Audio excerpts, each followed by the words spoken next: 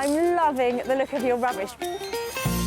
How do you make money for nothing? Don't throw that away yet. The answer could be hiding in the 20 million tonnes of household waste we throw out every year. What are you dropping off? Anything exciting? That's why entrepreneur Sarah Moore wants to get her hands on things before they hit the skip. I'm a passionate buyer, maker and user of old stuff, and I've turned that passion into a money-making business. I make new stuff out of old stuff and I sell it for a profit. And with some of the country's elite designers and makers. Oh, wow. Up your street. Oh, Sarah. She can transform her finds into desirable, Those are amazing. valuable, I love them. Good. and let's hope, saleable items. It's literally giving me goosebumps. If Sarah is successful, then she can hand the profits back to the very people who had no idea there was cash to be made from their trash. My goodness, that's absolutely wonderful.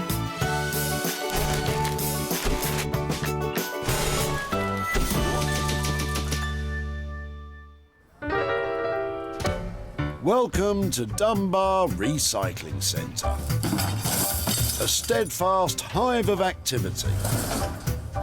And Sarah's on a mission to turn your trash into hard cash. Well, that might look like a load of old rubbish to you, but to me, that is packed with potential profit. So I'm here to sift out the goodies from the garbage. Let's go get it. But before you make a beeline for your local tip, take note. Sarah's been given special permission to seek out 3 items What was it then? that she can reclaim, revitalise and sell on for a profit. Round 1. Sarah spots a familiar face. She's seen Jonathan before, but she couldn't want what he has today, surely. Oh, I've always wanted a washing machine. Hi there. Given up the ghost? I think it has. Doesn't look in too bad condition. Have you had it for a long time? It's from a house that we've just moved into. OK, so you don't really know what's going on with it. Oh, it's got a chain inside it. There was some other junk left in the house. Are you on a mission clearing out your house? That was from a garage door, believe it or not. How long have you been in your new house? 2 days. 2 days. 2 days. You've got a sense of humour. You're not looking bad. I love the challenge of trying to make things out of things like your old washing machine or whoever's old washing machine it was. Would it be possible for me to take it away and to try and do something with it? Be my guest. Fine. Excellent. Well, I know that they're heavy and I know that they're full of interesting parts and exciting tubes and things. So I reckon there's potential to do something with it. If it works out, can I come and show you what has happened to your old washing machine? I'd love you to, yeah. Excellent. Excellent indeed, Sarah. A good, clean start to today's proceedings. What does Jonathan think Sarah will do with it? I couldn't imagine, apart from sell the stainless steel drum. It's just a pile of cables and circuit boards. That's a fair point, Jonathan, but you'd be surprised what goes on in Sarah's mind. Well, wouldn't it be lovely if there were a whole heap of projects you could make out of an old washing machine? Well, there are hundreds of things you can do with this. It's full of interesting pieces. It's got a lovely stainless steel drum and loads of metal on it. And I've got a really good idea about where to send this. I just don't know what it's going to be made into. And the man ready to take on the challenge, Kev Paxton. Kev worked as an industrial blacksmith for over 20 years before giving it up to pursue his passion of forging reclaimed metal into works of art, inspired by the rugged beauty of the Scottish countryside and its wildlife. I'm really happy to work with salvaged or reclaimed pieces. People chuck too much stuff out, you know, it's just like a disposable life we're living now. And to make something, you know, pretty out of something that somebody else sees as rubbish is kind of cool thing. I kind of like it. Well, I'm glad you're up for a challenge, Kev, because there's a washing machine on its way. That's one item nicely tucked away. And as Sarah keeps a sharp eye on tip proceedings... What's that? Somebody's had a go already, haven't they? Dumbar Recycling Centre is certainly making an impression on her. Love the recycling centre. Look at those. It's those little touches that make all the difference. And it looks like friends Lorna and Donnie are doing their best to add their own furnishings to the place. Look at that chair. Hello there. Hi. Hello, I'm Sarah. Hi there, how do you do? Hi, nice to meet you, Lorna. Lorna, hi there, hello. I'm Donnie. Donna, hi there. Sarah. Nice stuff. What's happening here? Well, this was a project that I started, but it was too much for me, so... Really? Yeah. So were you going to have a go at reupholstering? Well, you can see I've had a go. These need to be longer, don't they? Exactly. You need one of those special Yeah. things that Well, that's why I pulls left tight. it. Soon realised I'd done a bad job. So when it started life, what did the chair look like when you got it? Do you know, it was like a velvet, like Okay. a bright yellow velvet. Wow. And it had casters, Right, and which I then took off to fix, and yeah. I've got a few projects around like this. Sometimes they're a bit overwhelming, aren't they? But it looks like a pretty little, what do you think, nursing chair I maybe? thought maybe a nursing chair because it's so low. Yeah, it's a really interesting shape. It's got 50s sort of flair, Yeah, hasn't it? Something yeah. like that. Well, would it be a project that I could take over and see if I can finish for you? I'd love you to do that. It looks like just the kind of thing that I always hope would turn up at the recycling centre. So, hey, fancy that? I'm loving it. I'm going to take it away, and when I've done something to it and finished with it, can I come and show you what's happened to it? Of course, yes, yeah. Thank you so much, and I'll be back in touch. Come and find you. Thank you. Thank you. A very pleasing find for Sarah. What do Lorna and Donnie think will become of their chair? It's exciting. She's going to do marvellous things with it. I know she is. It'll be lovely to see the finished product, won't Yes. it? Yeah. Yeah. Will it still be a chair? Might not be. You never know, ladies. Well, it looks like the world and their wife have had a go at updating this chair. There's more tacks in it than you can point a stick at. But it's not going to stop me having a good go at it too. It's sweet, it's small, it'll go in a bedroom. There's nothing that will stop this going anywhere because it's such a cute size. So just got to make the most of it now. Very pleased to find that. And the magnificent makers to take up this task, the Bristol Upholstery Collective. The Collective is a maker's space that welcomes all with a shared passion for upholstery. Founded by Leanne Treadwell, this group of legendary ladies put their heads together to create furniture that has to be seen to be believed.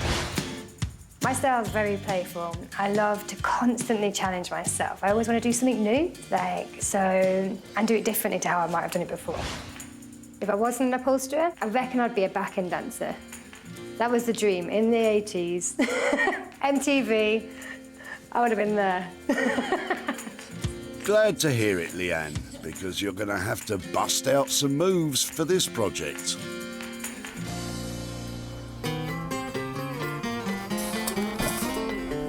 Two items loaded into the money for nothing van. It's time for Sarah to search for her own pound-making project. Don't worry, I'll come and sit with you. There, that's better. Right, keep your eyes on the rubbish, yeah? Look at that. And not a moment too soon, Rob has arrived. Let's hope he has a boot packed with scintillating scrap. Hiya. Oh, hello. Oh, bit of an egg fan then. Yes, we get through a lot of eggs. What are you throwing out today then? Yeah. Egg boxes and... Cardboard, Z-bed, old radio. Right. So quite interesting stuff, but I must admit, I think these might be the thing. Well, I've tried to hand them back to the shops, but they're not really interested. I think they're a little bit too old. Right. So do you buy them by the tray? Oh, we buy them by the trayload, yeah. Yeah, that's for the past few weeks, yeah. Excellent. So what did you bake? Well, we had some guests and there was a lot of scrambled eggs recently. Yeah, but a lot of Fantastic. baking. A lot of baking. Yeah. Lovely. Well, what would you do with a load of those if you weren't going to throw them away? Well, like you, I'd probably come up with some idea of painting them, but you've got the gen, I have no idea. What would you do with them? Do you know something? I haven't got a clue, but Yeah. there are so many of them, and I'm just seeing that lovely pattern as you're holding them, and I'm thinking, I want those rather than putting them in the skip. Can I take them away? You can have them with pleasure. Now, it might be a long shot, but if there's something to be made out of them, do you want there is, to have a laugh, and I'll come and find you and show you what it is? Please do, yeah. Fantastic. I'd be delighted. Well, that's great. Sorry, I'm Sarah. OK, and I'm Rob. Rob, I'll be back in touch. Thank you Yeah. so much. They're Great. quite unusual. Thank you. Thank you, Bye-bye. Sarah. Bye-bye. Egg trays for Sarah. She's clearly feeling optimistic today. Any thoughts on what Sarah will do with them, Rob? I've absolutely no idea. I mean, there's a challenge. I'm sure she'll come up with something. She has done before, she will do on these. She'll have great success somehow. Thank you for the vote of confidence, sir. I'm so excited I managed to poach these from Rob, because trays like this, well, there's a multitude of cracking ideas that you could do from these. Brain's a bit scrambled at the moment. Must be all the egg jokes. Honestly, a dozen egg trays doesn't get more exciting than this. Well, maybe slight exaggeration there, Sarah. But there it is, 3 items found.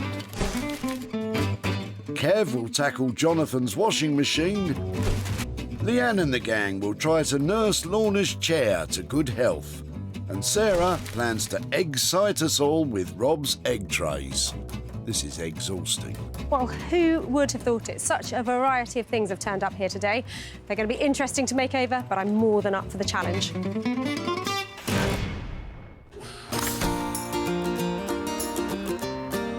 A hop, skip and a jump to the west is the beautiful city of Edinburgh. It's home to a real master of metalwork, our Kev. Cool, calm and always ready for action. When she pitches up, we'll see what she's got and we'll hopefully be able to make something out of the goodies that she brings. Well, Kev is my go-to man for metal, and I just hope I'm not pushing it too far by bringing him a washing machine. Think he's going to love it? Let's go find out. So I hope you don't mind. I brought you my washing machine. Oh, wow. You've certainly brought enough water as well. It's wet today, isn't it? Tell me, I think it is made of metal, isn't it? It feels heavy enough. It's not plastic, it is metal. So, is it Sounds something... metal. Do you think you can work with it? I'll do something with it, yeah. Really? Have you ever done anything with it before? I washed my clothes once before with a washing machine. I've never made anything with one yet. I know you like a challenge, don't you? Yeah, I love a challenge. Well, you certainly won't be disappointed this time. The stainless steel or the drum inside them, they have been repurposed so many times. I mean, people make them into fire pits. I've seen all sorts of stuff made out of them. I was wondering about maybe using the holes in the washing machine to make some big lighting sculpture or something like that, but I'm all ears. Any ideas? I think with the issues we're having to do with the weather, I maybe see a weather vane, maybe a cockerel or something on the end of a weather vane. Out of that? Use all the sheet metal up and make feathers and things like that. I think that would be amazing, but I can't imagine at all what it's going to look like. What would you put on it? I think maybe like a traditional rooster. Looks like there's loads of shapes and bits of metal that I can make feathers out of. I might have to rake in the skip for a wee bit heavier for legs, but apart from that, looks like we could do something. A rooster out of a washing machine. Yeah. I'm going to say yes. Well, that was an unexpected outcome. What kind of budget does Kev have in mind? We've just made one just now for $650. So it's sort of swinging about my head just now. That's maybe where the ideas came from. OK. So And do you think I'm going to be pointing in the right direction for a profit on that? I think there's good profit in that. Fantastic. 650 quid for my old washing machine. I'll come and see you when it's done. Good luck. Hope it goes well. Bring the sunshine back. I will. Yeah, that was a better turn up for the books, that one. Yeah, I'll be quite happy to get stuck into this one, and as ever, it'll be a challenge. But thrive on challenges, so yeah, let's do it. Quite right. Well, it had to be a weather vane, didn't it? I mean, look at it. There's all sorts going on here today. But I think 650 quid, it's going to look amazing. But is it going to go in the right direction for a good profit? With a healthy budget of £650, Kev will need a solid wind at his back to help him with this one.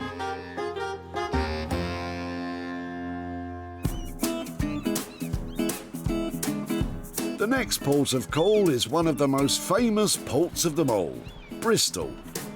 With its long history of trade, it's said that Bristolian sailors made landfall on the Americas before Christopher Columbus. Setting sail with Sarah on this task are Leanne and her collective crew. What's happening, Captain? So Sarah's on her way, feeling pretty excited. Sarah always manages to find something really that we can get our teeth into. Well, I brought this poor old nursing chair down to Bristol. It's an abandoned project. It's in a terrible state, but the girls down here, they love a challenge.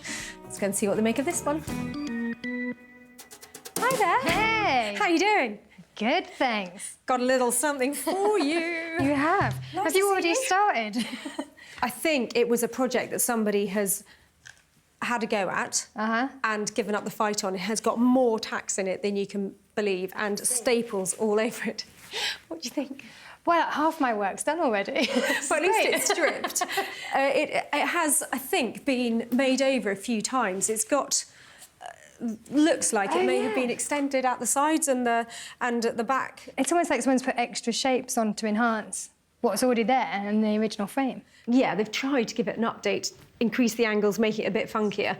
And then I think it's got some really recent upholstery on it. Somebody's stripped it. These are new staples and new webbing. So I think it ended up at the tip as an abandoned project. It wasn't quite going to plan.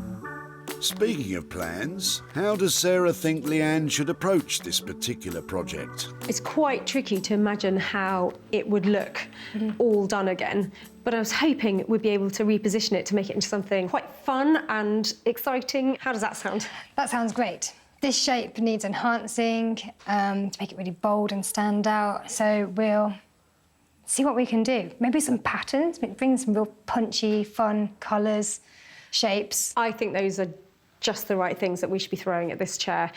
It definitely needs some love and some cherishment, so I'm happy to hand it over.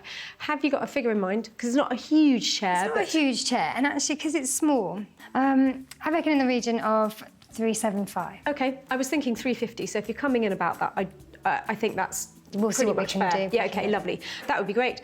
Well, don't hold back, OK? Nice to see you. Have fun. Thanks. So Sarah's left us a nursing chair. Exciting little project. I can't wait to see how this one turns out. With a budget of £375, it will take all the collective skills of Leanne's team to turn this little chair into a big success story.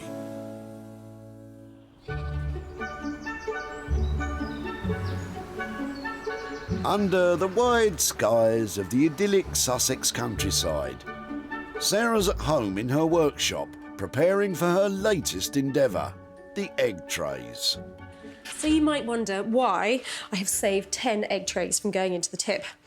And I have wondered that too, but I do think that they are lovely things. They're sculptural, they're a great piece of design. They're something that we see every day and we don't pay any attention to. But on closer inspection, I think they've got some great qualities. Really like all of these little dimples on the back, and I think these might be the features that make this a really useful material. So I'm thinking, if I can cut them out, get some lovely shapes, I can then make something decorative, probably lighting. First thing I'm going to do is cut them up and see how they look. These are really tricky to cut. I think they're slightly lumpy and the material is not exactly even, so just keep coming across bits that are almost impossible to cut through. Anyway, what else am I going to do? Considering the amount of cutting required, getting some help would be marvellous. This was supposed to be one of my best projects ever. It will be. Ah, help and encouragement. Thanks, Libby. But it looks like the scissors aren't quite cutting it. I think this will work. Excellent. Oh, Sarah, let's try to ignore that. What's next, please? So my plan is to dip these into liquid plaster of Paris, and I'm just popping a little wire inside them to make the dipping easy and so I can attach them afterwards. 300 of those? No problem.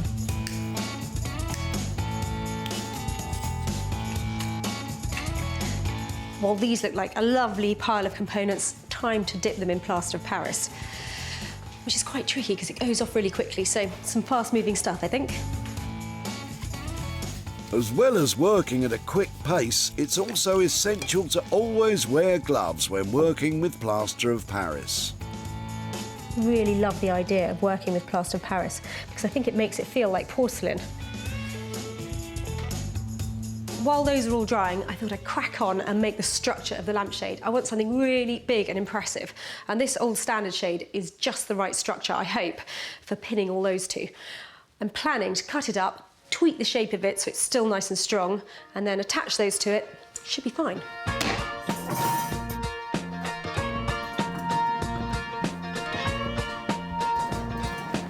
So this chicken wire is going to be my final layer of the skeleton, and then I can start attaching little cones. Don't know if I've got enough of these. I suppose just start at the bottom and work up. Looks like quite a big area to cover, Sarah. Good luck. Sarah's costs so far are a modest £21, but there's plenty still to do to whisk this project into shape.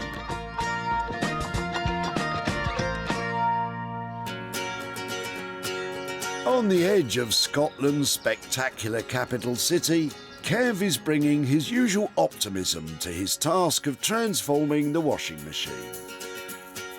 Yeah, this is going to be really fun. It's something really unusual for me to do this one. Totally pushing my limits here. I'm barely going to have enough materials by the look of it. I thought when I first saw it, it was going to be pretty, you know, loads of materials. But now I see how many parts of plastic are on it, I'm thinking, oh no, I don't make plastic weather vanes, so yeah, we'll have to see. Kev's first job is to start taking it apart to get a proper look at how much usable material he has for the weather vane.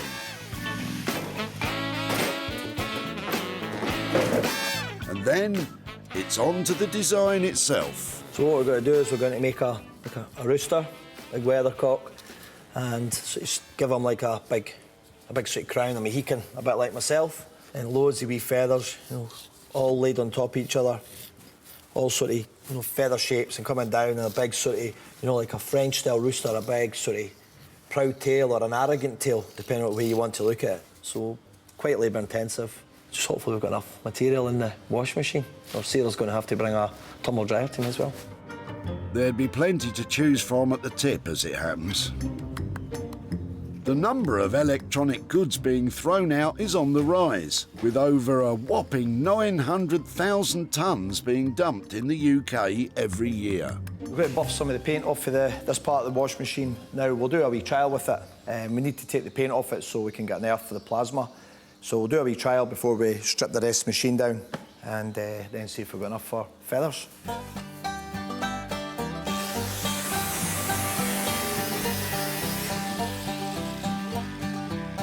There's sparks coming for it, that's always a good sign. It means there's some iron on it, which keeps me happy. If you're happy, Kev, then we're happy. Next up, it's time to cut out some parts for the weather vane and find out if there'll be enough to make the cockerel. So I'm going to do his comb, the wee sort of jowly hanging down bits that come from his beak, and a couple of the big sort of tail feathers.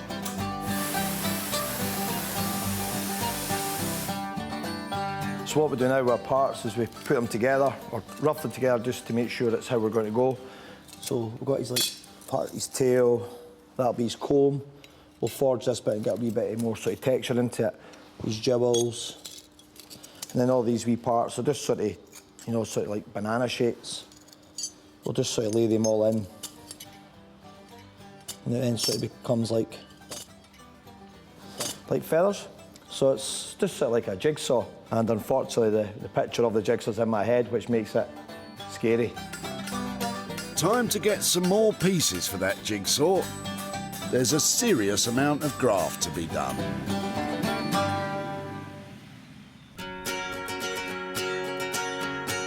In the beautiful city of Bristol, the girls are about to get started on the old nursing chair. What's the plan, Leanne? So this is someone's abandoned project, obviously, and we're going to stick with it. We're going to continue this project. I'm going to get a little bit of help. Ellen and Charlotte are going to get involved. We're going to make this really bold, bright, maybe quite carnival. I don't know, let's see how we get on. Oh, who doesn't like a bit of carnival? Time for Ellen and Charlotte to join the festivities. So this is our next project. I think it's all right. The frame's sturdy enough. It's had all these additional bits put on it. Obviously, it needs a lot of stripping still, but most of it's done, which is great. But there's still some bits left. Let's finish it for them. Ellen and Charlotte are going to focus on stripping the rest of the chair, while Leanne begins preparing the different layering. What do you think of this little project, Charlotte? I like the chair. It's got a good shape to it. Charlotte may like the shape, but it is a little unconventional, giving the girls a few things to think about. How's it going? Good, I think we've got all the done things there. out. Great. Yeah. Amazing. Should we flip it back up and actually see what we're left with? Brilliant. Oh, thanks for that. That looks good, doesn't it? Yeah, nice sturdy frame. Easy. So next we just do some webbing, ready for the foam bits to drop on. I've measured the back of the chair here, and actually whilst the girls are still putting on the webbing, I'm gonna cut a piece of foam that can wrap all the way around the back, that beautiful curve in the triangular shape of the back of the chair. I'm just putting webbing on the bottom of the seat so it's nice and strong and people can sit in it for lots and lots of years to come. Once the webbing is in place, Ellen will apply some Hessian fabric. Industry standard, it provides a strong foundation for the foam that will follow. Great. The girls are off getting a cup of tea. They've finished putting all this together. Let's just see if this is going to fit. Leanne and the girls are underway with reviving this old nursing chair. But with the upholstery still to do, the chair's unique frame could still complicate the whole operation.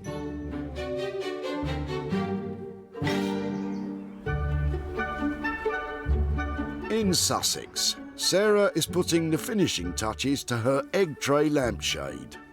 Well, if life gives you egg boxes, make luxury lighting. It's the only thing to do. When Sarah spotted the collection of egg trays, she optimistically thought, I could do something with those.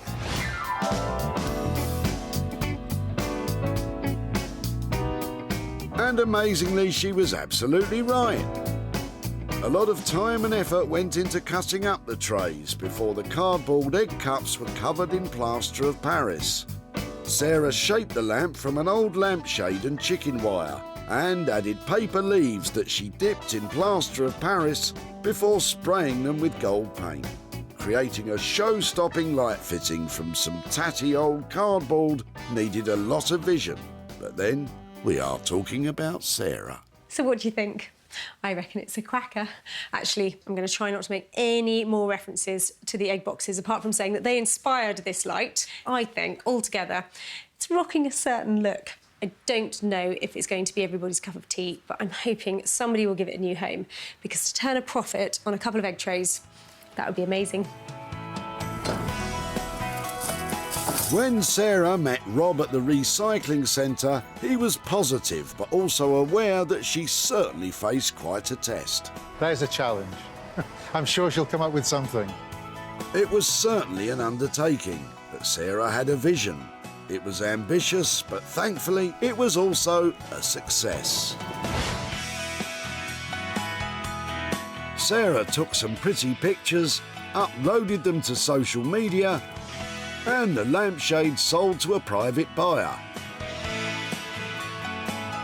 Now Sarah's off to visit Rob to hand over the profit.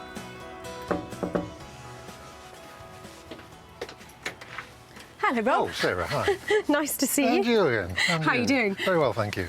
Yeah. So, if there has to be something that's unusual that I've taken from the tip, it must be the egg trays. Well, I do wonder what you made of them.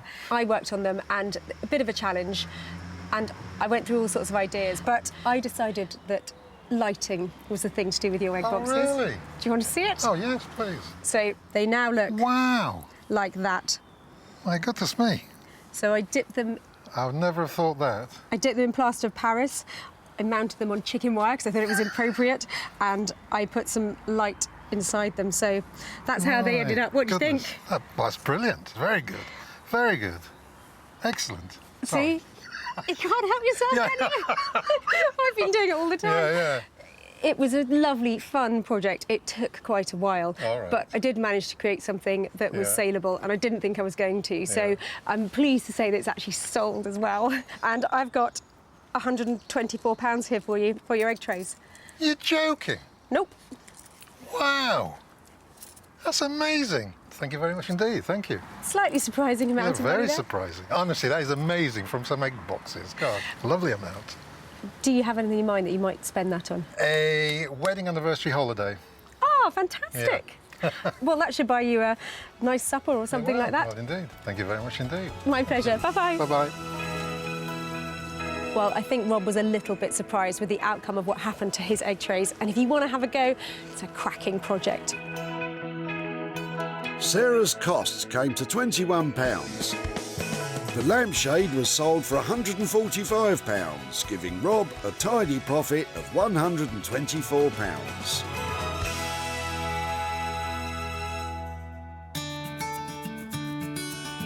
Edinburgh, Scotland, where the winters are long, but there's plenty of creativity to warm your heart.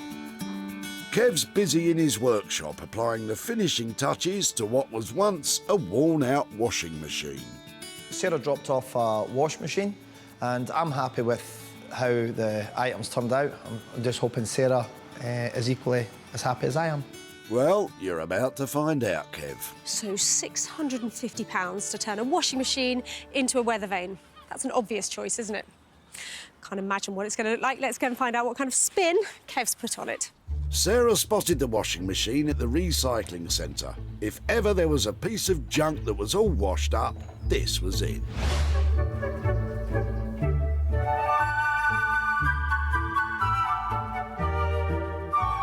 But just look what's come out in the wash. Making use of every piece of metal he could strip from the washing machine, Kev has cut, forged and sculpted to create some serious sunshine with his weather vane. But what will Sarah make of it? Hiya. Oh, wow. Hello. What have you done with my washing machine? Is that really a washing machine? That was a washing machine. It's really difficult to imagine what you might have to do to a washing machine to turn it into a weather vane, but whatever it is, it's clearly working. How was it? What have you done? I dissected the washing machine. I cut all the panels off, and basically I'm left with sheet metal. Cut them into feathers and combs and pieces and just weld it all together. So in terms of what came out of the washing machine, was it strictly the cockerel, or are any of these bits washing machine related? The feather on the arrow and the cockerel, all of that is the washing machine. The other parts, I needed these to be solid, so I needed to use parts out of my own skip, just so it didn't blow too much in the wind. It's a really beautiful thing, isn't it? And I like the fact you've added a bit of colour. He's cheeky. He has got so much attitude. Maybe his chest's a wee bit more out than the others, so maybe he's a wee bit prouder. Maybe the fact that it's, hey, I was a washing machine, but I'm top bird now. Top bird is right. But how did we fare with the budget? So I think the budget was $650. How did the money work out? Yeah, I managed to come within budget. Do you think this is the world's first washing machine weather vane? It very possibly could be. It's beautifully done. I just love his attitude. I think on the top of a building, he's going to look just amazing. And if he is the world's first washing machine weather vane, Thank you so much for that. then it'll be a lovely new feather in Kev's cap. To make it so people smell is the important thing, and that worked. You know, Sarah's smell was beaming when she walked in, which makes me smell, you know, well happy. Well, it's a bit of a leap of faith investing £650 in a washing machine. But that weather vane is going to be the crowning glory on somebody's very special building. And on that basis, I think that is definitely a winner. When Sarah met Jonathan at the tip, the old appliances from his new house had to go. It's just a pile of cables and circuit boards. Don't forget a little metal. And in Kev's hands, that's all you need.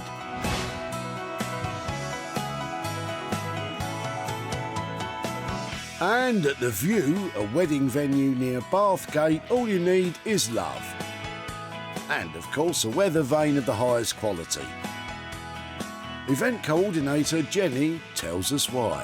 When we first seen it, it was just so unique. We just thought it would fit the venue perfectly, and it's just amazing. The detail in it is unreal. Now, Sarah is off to see Jonathan to hand over some cash. Hello there. Hi. Jonathan, nice Sarah. to see you. Well, when I saw you at the recycling centre, you were actually dropping off stuff that other people had left here, weren't you? A washing machine, yeah. Yeah, so... So I can't imagine what you've turned that into. Well, it didn't go far. There's a fantastic blacksmith artist who works near here called Kev, and he specialises in using any sort of metal to make things out of. And he took one look at the washing machine and went, so obvious. So obvious. It's a weather vane. What? I cannot believe that was the washing machine. So all the panels of your washing machine cut up to make the feathers. He's used some of the bits in the other parts of the weather vane and transformed it into a beautiful, useful piece of equipment. What do you think? When do I put it on the roof?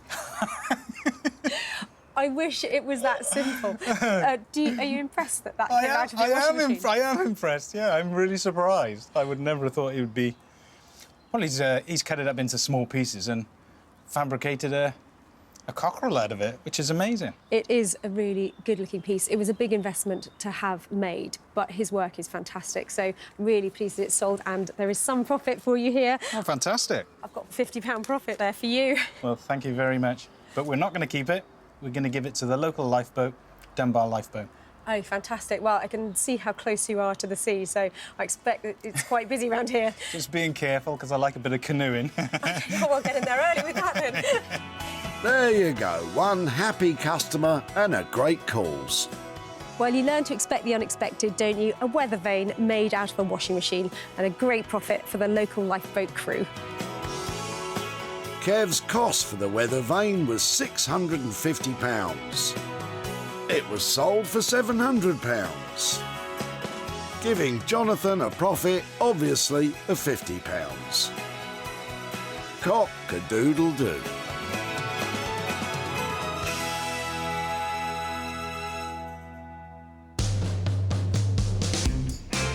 Bristol was once voted the best place to live in the UK.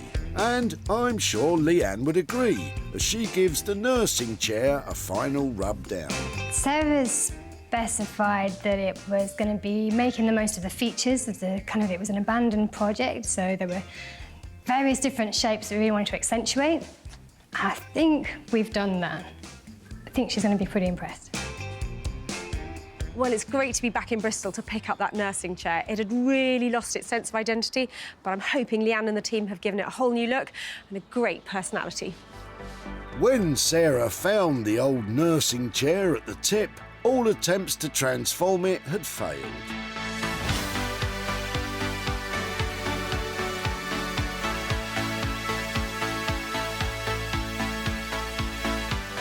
But now the transformation is complete. Keeping the chair's shape, the collective used it as a springboard to enhance every aspect of the chair. From the new cushioned seat to the colourful legs to the smooth and bright fabrics which meet all UK fire safety standards. Leanne promised a carnival, but will Sarah join the fiesta? Leanne? Hey. Oh, wow. Look at that. What have you done? Oh, It's pretty bright. Really transformed that, haven't you? What a great look. It's lovely. Were you pleased with it? I love it. So I'm just imagining, what have you done with the shape? Did you slim it back down? Or have Actually, we worked with the shape that was already intended before when you dropped it off here. We just worked from that frame. But you've given that a real boost, haven't you? Yeah, it's kind of in proportion. This is lovely. It feels frivolous, doesn't it? That splash of neon really just brings it alive. It's beautiful. And so the fabric... So this is a local artist in Bristol. That's her design. So we had it printed. Fantastic, and a lovely moleskin feeling to it's great. it. And then this is a lovely suede. That is beautiful, and piped in suede as well. That's got a luxury feel to it, hasn't it? It's brilliant. And looking around the back and seeing that lovely, bright pom-pom strip, really frivolous, isn't it? It's great. And it's very clever just to pick out the bits on the legs. A very satisfied Sarah. Time to talk budget. I did have a budget, I think, 375, but has that been affected by addition of suede? This project was actually quite a simple one. It was quite quick to do. The materials were really affordable. So we have come in under budget, so I might just have to knock 50 quid off for you. 50 quid off? Fantastic news. Really chuffed with that. Really chuffed with that. It appears that Sarah is extremely chuffed, and she's not alone. I'm really happy with this project. I think Sarah really liked it. I'm really hoping that it makes a nice profit for her. I think it should do. It's a great little chair. Someone's going to love it, that's for sure. There's a lot of love going round for this chair. Thank you, ladies. You done good. Well, that's the way to do it. A fantastic new look and a super saleable chair. When Sarah met her at the skip, Lorna was reluctantly saying goodbye to an unfinished venture. This was a project that I started, but it was too much for me, so... Really? Yeah. With Lorna providing the perfect frame to work from, Leanne and her ladies brought it all home. And soon it was arriving at its new abode, Wreckage at Home, a vintage interior shop in Doncaster. For owner Rachel, it was a no-brainer. The pom-poms attracted me straight away to this chair, and it's really vibrant and funky, and our customers will love it. Now Sarah's bound for Bonnie, Scotland, to hand over the profit to Lorna. Hello. Hello, Sarah. Lovely to see you, Lorna. How are you? I'm good. How are you? Yeah, really well, really well. So I caught you at the tip, disposing of an armchair that you'd started working on it, hadn't you? Wasn't it a project? Well, I'd stripped it bare and then didn't have time to finish it. It was a really sweet little chair, good shape. Yeah. But what were you going to do with it? What colour were you going for? What was the plan? Well, I thought it was kind of retro, so I probably would have maybe picked something colourful and bright, maybe a retro fabric. I hadn't really thought too much about it. Oh, well, that's always interesting to hear. It was something that actually went down to Bristol. There's a group of girls down there who run this fantastic cooperative of upholsterers, and they took it on between them, and I've got some pictures to show you. And I think it might be up your street. Oh, my goodness, it was fantastic. Is it Oh, right? I would never have done anything like that with it. They have chosen a bespoke print for it, a beautiful designer fabric. It's got pom-poms, it's piped, it's got suede. Oh, it's fantastic. Do you like it? Back, please. No, it's gone off to a new home. So there's some money. Is that all good? It's £45 profit after all the costs, so there's a little bit of money, maybe. Oh, thank you very much. It's an absolute pleasure. What might you do with £45? Well, there's an art exhibition at the weekend and there's a painting I like, so I'll put it towards that. Oh, I'm so pleased you like it. Well, enjoy the exhibition. Thank you. Thank Absolute you for doing pleasure. that. It's a pleasure. It's lovely to meet you. Bye-bye. Okay, bye. Leanne and the gang came in under budget at £325. The chair sold for £370, leaving Lorna with a £45 profit.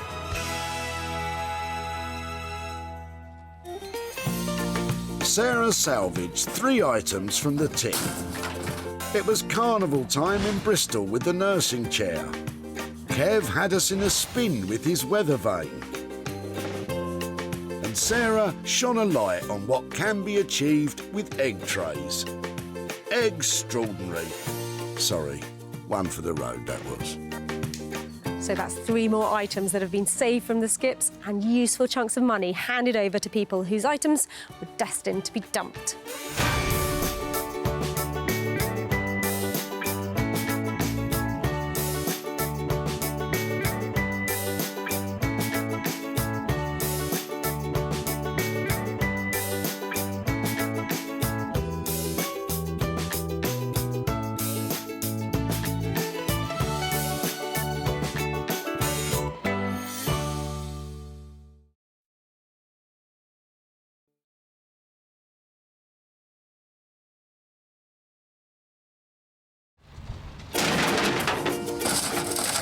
That's not going in the tip, is it? Yes. How do you make money for nothing? What are you dropping off? Anything exciting? The answer could be hiding in over 20 million tonnes of household waste thrown out by us every year. That is a fishing rod habit. That's why entrepreneur Sarah Moore wants to get her hands on things before they hit the skip. I'm a passionate buyer, maker and user of old stuff, and I've turned that passion into a money-making business. I make new stuff out of old stuff and I sell it for a profit. And with some of the country's elite designers and makers... What do you think? I think it's beautiful. I bought you my washing machine. Oh, wow. She can transform her finds into desirable, What have you done? valuable Oh, amazing. and hopefully saleable items. That is one clever sandwich. If Sarah is successful, then she can hand the profits back to the very people who had no idea there was cash to be made from their trash. You're joking.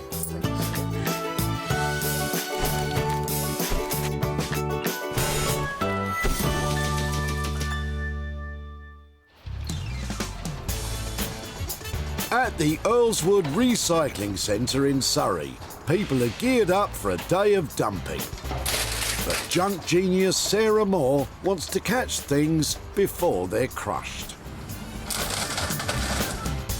Well, between the garden sheds and the bush trimmings, I know great stuff is going to turn up here today. I've just got to stop it going in the skips and get my hands on it. Sarah acquired special permission to rifle through the rubbish That's a big clear out. in order to find 3 items that have the potential to bring in the bucks. Are you moving or are you just... I'm moving in and this is what's going out. Is it his? Yes. Hope he knows they're going. He'll find out soon enough. Here we go. Why don't you have a look and see if there's anything you fancy in Ed's boot? Hello there. Oh, hello. Hi. I've just spotted something in your boot. Right. What is it? A voltmeter or An a... avometer. What's that for? Or what was it for? It was what is now, you now buy the modern equivalent called a multimeter. Ed sure knows his meters.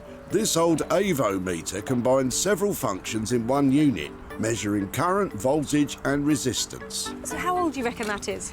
Probably about 1950. Modern multimeters now fit snugly in the palm of your hand, unlike that big thing which would struggle to fit snugly anywhere. I did use it when I first inherited it from my father. Right. Then it sat in the garage for a while, but having a clear out of the garage, a few things going out, so I had to cut my losses and get rid of it and have a clear out. I think it has got something very interesting about it. It has retro is, appeal, yeah. doesn't Okay, it? if it appeals to you. It definitely appeals to me. Well, I think that this is a lovely thing. I think it's decorative, if not useful anymore. Not decorative. Not decorative. I love the look of it. I'm going to take it away, say thank you so much, and I'll come and find you if it has a new life. OK, good luck. Bye. Right. Oh, Ed, are you sure you don't think they're decorative? Sarah can work wonders, you know. Go on. What do you think she'll do? No, I don't know. I wouldn't see it as a flower vase, really, but she might be able to do something with it. Well, I don't think it's going to have a current going through it anymore, but look at it. You know who's going to love it, don't you? I certainly do. Mark Haig. Mark uses his decades of engineering experience to create one-of-a-kind sculptures from second-hand materials, although his true passion, robots. The thing that makes me smile when I come into work is thinking that I'm going to be building something that somebody likes. There's always a challenge. Every sculpture that I build has got a different challenge to it. And I love thinking through those challenges. I suppose it used to be a hobby. Now it's an obsession.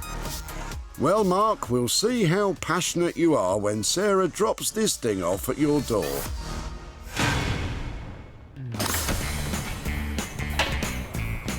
That's one item ready for a makeover. Sarah's back skulking around people's boots to find another 2. Well, if it's any good, definitely. What must people think when she starts poking around their rubbish? They just think I'm weird. I wonder why. Perhaps Deborah and David will keep you occupied with what they're chucking out. Wow, you've got that packed in there, haven't you? Hi there, hello. Hello. Oh, what are you... Oh, what's that you're throwing away? I can see the bed. It's a table. Three-legged My table. mother's three-legged table. All steady on, Sarah. How long have you had that? My mother-in-law's had it about 40 years. Excellent. It's definitely got that vintage look to it, hasn't it? Yes, yes. And so what was it, just her coffee table or?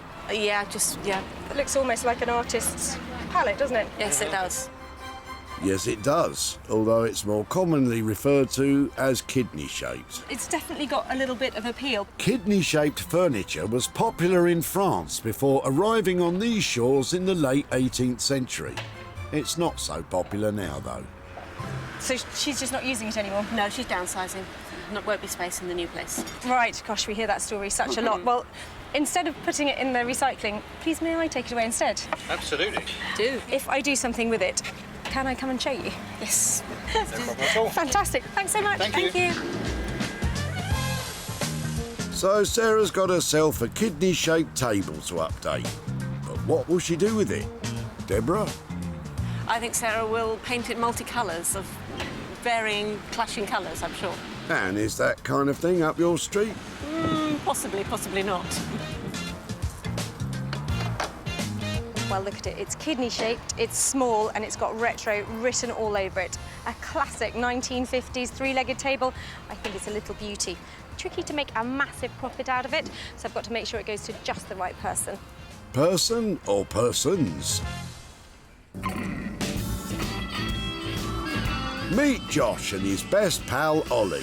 These dedicated designers have a passion for turning unwanted waste into must-have items. This definitely isn't just a job, because I think we invest way more of ourselves in it. So I think it's a passion, it's a job, yeah, a bit of everything, really. I didn't get into this for the money side of it. I think what makes us different is the fact that we really just love doing what we do so much. You've never let Sarah down in the past, boys. Let's just hope you have some good ideas to bring to this table.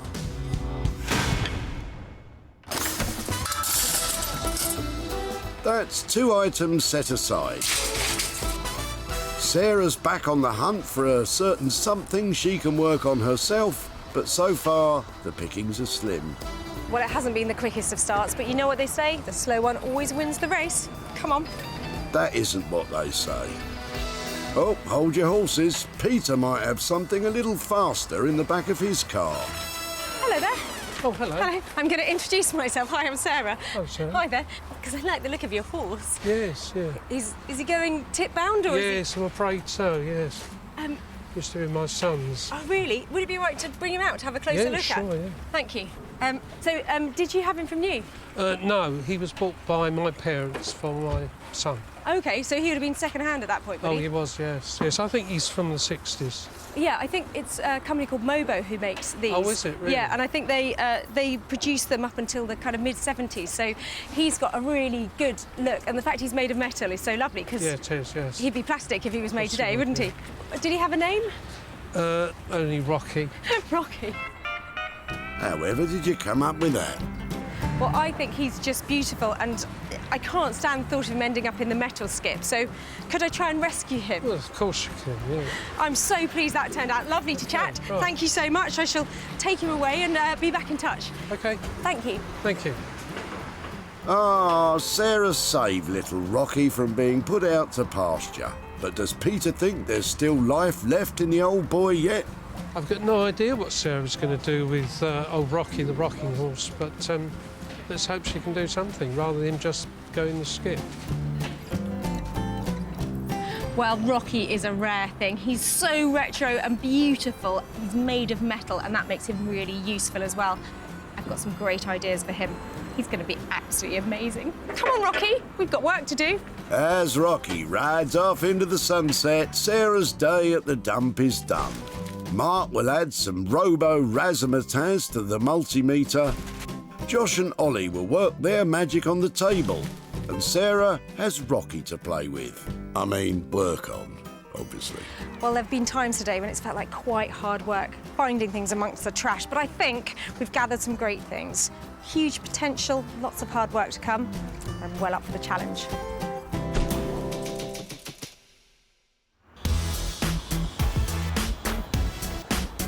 Before Sarah gets started on her own project, she stopped off in Manchester. The old multimeter had robot written all over it. But will bionic builder Mark agree? Sarah often turns up with her own ideas about things and also her own idea of budgets as well. So I need to rein her in a little bit sometimes to see if we can come to some sort of agreement, and hopefully it'll be all right, but we'll see.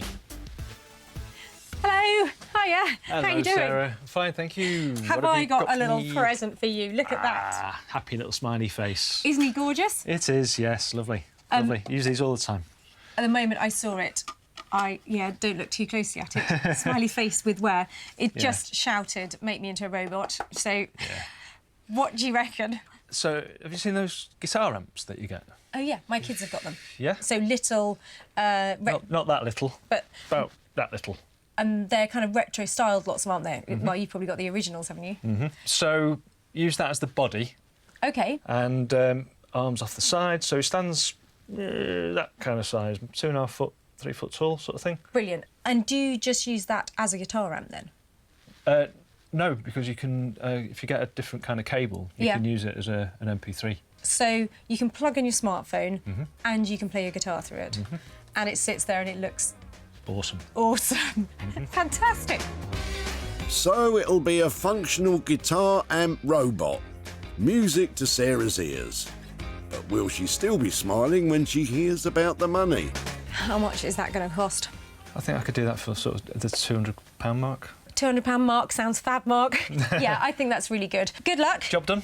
Yeah, excellent. Give me a shout. I will do. Bye. Bye-bye. A guitar amp is all well and good, but making a saleable cyborg from all that clutter, well, that's going to be a challenge. I like the robots that I build to look symmetrical, so finding two of a brass vase, for instance, is often quite difficult. So if I can't find something, then I'll have to hunt it down. Sarah and Mark agreed a budget of £200 for the musical robot. Will Mark really be able to transform it from junk to funk? Because at the moment, the only thing coming out of it is grunge.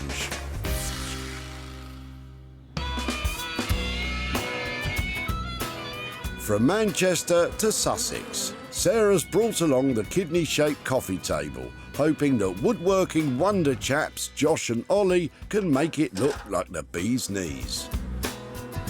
I'm excited to see what she's got for us this time. Yeah, we're always up for a challenge and she always seems to bring us one, so...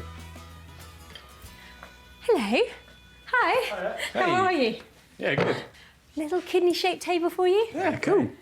OK, so at the moment, it is just a little kidney-shaped table, but I was hoping you might be able to give it some punch, add something to it, or do something impressive with it. Well, I'm sure we can. Yeah. It looks like a little jelly bean, doesn't it? Yeah. Yeah, Josh, whatever you say. Jelly bean, kidney shape, kidney bean, jelly shape. Wait, what? For me, the shape of this needs a little bit of updating. Great.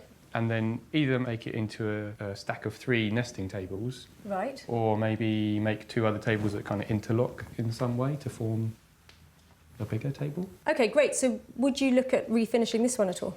I think we'd probably sand this back and then give it a bit of our own finish, so this has a bit of an update as OK, well. I like that. So we're going for something bigger, better, more tables, more money. Tell me, how much would it be to recreate this times 3? Probably looking at like around the 300, 350 mark. OK. I'm thinking I'm not going to get a huge amount more than 350 for a nest of tables.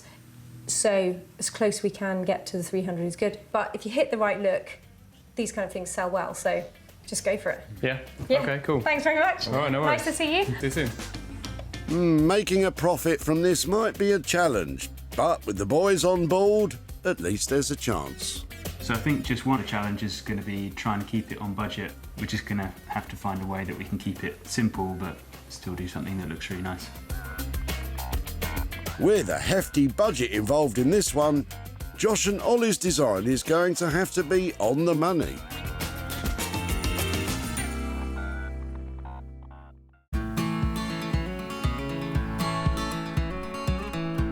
With Mark, Josh and Ollie all ready to rock, in Sussex, Sarah has been rocking all afternoon.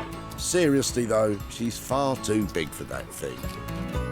Sadly, Rocky the Rocking Horse has been gathering dust for many years, but Sarah's going to put an end to that. I loved this little pony from the moment I saw him, and I've got some really big plans for him. I thought, fantastic, big shade, a whole new look. He's going to be a beautiful standard lamp. Come on, let's get started. A lovely light. Giddy up. First job, take him off this stand. This little pony needs to run free. Before Sarah makes a start on the lighting, she's removing the rusty metal horse from the rusty metal frame. These types of metal toy horses were first manufactured in the 1940s. Sweating already. Their popularity was short-lived as moulded plastic toys became cheaper to produce and safer. This could hurt. Ouch! Poor Rocky. Sometimes you've got to be cruel to be kind. This is definitely for his own good. I'm not sure he'd agree with that. Doesn't he look magnificent? I think I better start on the lighting side of things before I have the real fun decorating him. So, how's this going to work? Sarah puts Rocky to one side as she has a big idea. There you are. That's nice and stable. Oh, Sarah. This is the remains of a really beautiful old standard lamp. The base is all rotted, but what I'm left with is a really quite usable pole, which I'm thinking looks just like a carousel pony's support. So this, plus Rocky, could make a really beautiful light. Ah, Rocky's going to the circus. Carousels with rideable decorative horses were also known as flying horses or horseabouts. Honestly, horseabouts? Who came up with that? So that goes on there like that. And you've turned into a carousel pony. I told you I'd make you beautiful. Sorry about the soaring. I don't think he's forgiven you for that. With a rough plan of how it will all go together, Sarah now wants to give Rocky a shiny new coat. Of paint, that is. My favourite bit. Time to get some colour on that pony. In the unlikely event you're planning to spray paint a horse at home, please, like Sarah, wear a protective mask and apply in a well-ventilated area. Just putting some big blocks of colour on him, and then I'm going to add detail with a paintbrush. Sarah doesn't want the light to go back into the nursery. She's trying to achieve a high-end finish she can charge a high-end price for. How's it looking? It's not quite working. I'm going to respray that top bit. He's heading back towards the nursery. I just hate red. Can't do it. Oh dear. The really good thing about this is every time I get it wrong, I just spray over it. Yeah, but you'll end up spending a fortune on paint. So far, Sarah's spent £15 on Rocky's renovation, but with the lighting still to fit, a lampshade still to buy, and Rocky's potentially endless makeovers, the budget on this is in danger of skyrocketing. From Sussex to Manchester, a city that has given birth to some of the most influential music on the planet, and soon to be the next musical superstar. No, that's just Mark. It's this happy chappy. The discussion with Sarah was that we were going to make a music playing robot out of this, so I need to find a speaker that's the right kind of size for the sculpture so it becomes like an MP3 playing robot. So yeah, that's definitely going to be the head. Big smile. Bit like that. Beautiful. Mark starts the impossible task of sorting through his junk jungle to find just the right speaker that has correct size, shape and... Oh, there's one there. So this is a guitar practice amp. This is what I'm going to use for the body. Next, Mark picks out some metal to use for the robot's legs. Nice sort of vintage curtain pole. Then cuts to size. Mark has spent years adding to his clutter cave. To him, every piece of junk in here is beautiful in its own way. Well, maybe not them.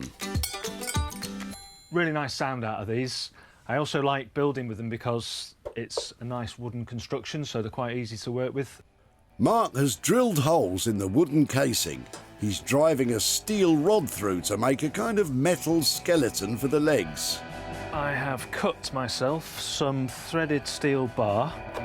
Most guitar amplifiers are made from wood, as the sound resonates better.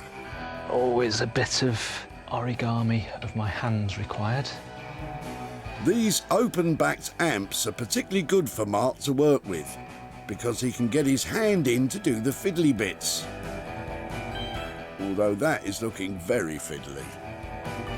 Let's get these nice and tight because I don't want the legs to fall off. There we go. With his skeleton secure, Mark adds the bits of metal he cut earlier. Then it's on with the feet. Or loaf tins. Now, there could be a problem here because this is tin. There's a chance that it'll wobble, basically. So I'm going to use some sort of strapping underneath there to increase the stability. Mark adds a couple of bits from an old projector bracket and secures. OK, let's put him on his feet. See if he stands up. Oh, he's a bit wobbly. Let's see it with the face on, see if I'm in the right ballpark. Yeah, he's looking good. Just need to find some arms now. Mark's musical robot is coming together, although that amp has taken some battering. I only hope it can still make a sound when it's finished. As Mark soldiers on, back in Sussex, Josh and Ollie have the dated kidney-shaped table they plan on transforming into an interlocking nest of tables. How are you going to do that? What we're going to do is make like a hexagon shape out of this wider bit of the table and just forget the rest of it. Once we've kind of figured out this table, then we're going to make two more matching tables out of different woods, but exactly the same shape and height. So when they're all together, they'll like interlock because the hexagons fit really nicely together. So that's our plan. It's out with the dated kidney shape and in with edgy hexagon shapes. What could... Josh, have you got chewing gum in your mouth? I do. Come on, mate, you're on telly here. All these TV types. There you are, you can save it for later. Josh starts by looking out wood for the two new tabletops. The idea is to have different woods that will create contrasting colours when they all fit together. Managed to find a nice bit of English oak and then found a good bit of American walnut as well. With the wood chosen, Ollie is testing his powers of mathematics. The finished tables have to nest snugly together to form a solid shape, so the calculations have to be right. All right. So, yeah, that's the plan. We'll get the angles perfect on the table saw. Before Josh starts cutting out the hexagon, he has to make the other two woods the same thickness. And he's got a really cool machine for that. Right, yeah, so I'm just putting my bit of oak through the thicknesser. It will just bring it down to a parallel piece of wood and we can sort of gauge our thickness. So the top that Sarah gave us, that's 17 mil. A thicknesser, or thickness planer, works by setting the desired height. Then rollers inside grip the wood and draw it into rotating knives to give the desired thickness with pinpoint accuracy. OK, so while Josh is working on the tabletops, I'm going to turn some of these into some of these, so we've got some legs for our other tables. While Josh prefers his fancy gadgets, Ollie is old school. He's recreating the same tapered shape of the existing legs on a wood-turning lathe. Mass production factories use copying lathes to create exact replicas, but master craftsman Ollie can do it all by himself. But absolute concentration is needed, as every minute cut has to be exactly right, or... Look at that, he didn't even flinch. As Ollie cracks on, Josh is about to start cutting out the hexagon. This will be the template he'll use to cut the other two tabletops the same shape. If this one is out by even a millimetre, it could spell disaster. Okay, that's roughly my hexagon done. Yeah, it's looking hexagon-ish. Hexagon-ish? That doesn't have a good ring to it. Back in Sussex, Sarah's been working hard to make Rocky the Rocking Horse a carousel-inspired standing lamp. She was struggling with his new look, so has she managed to capture all the fun of the fair? Told you I'd get you to the circus. I've got my popcorn ready.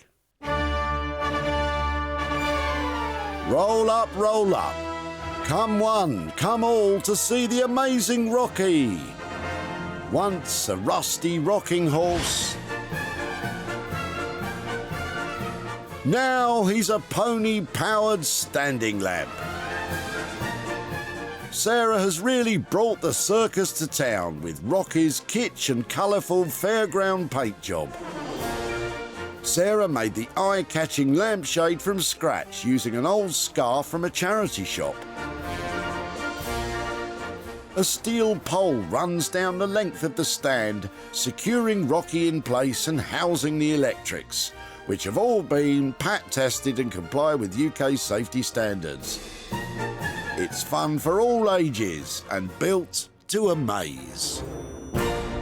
Well, it's certainly got a look, hasn't it? I set out to get this rocking horse from the nursery to the circus, and I think that's been achieved. So altogether, I'm really pleased with it.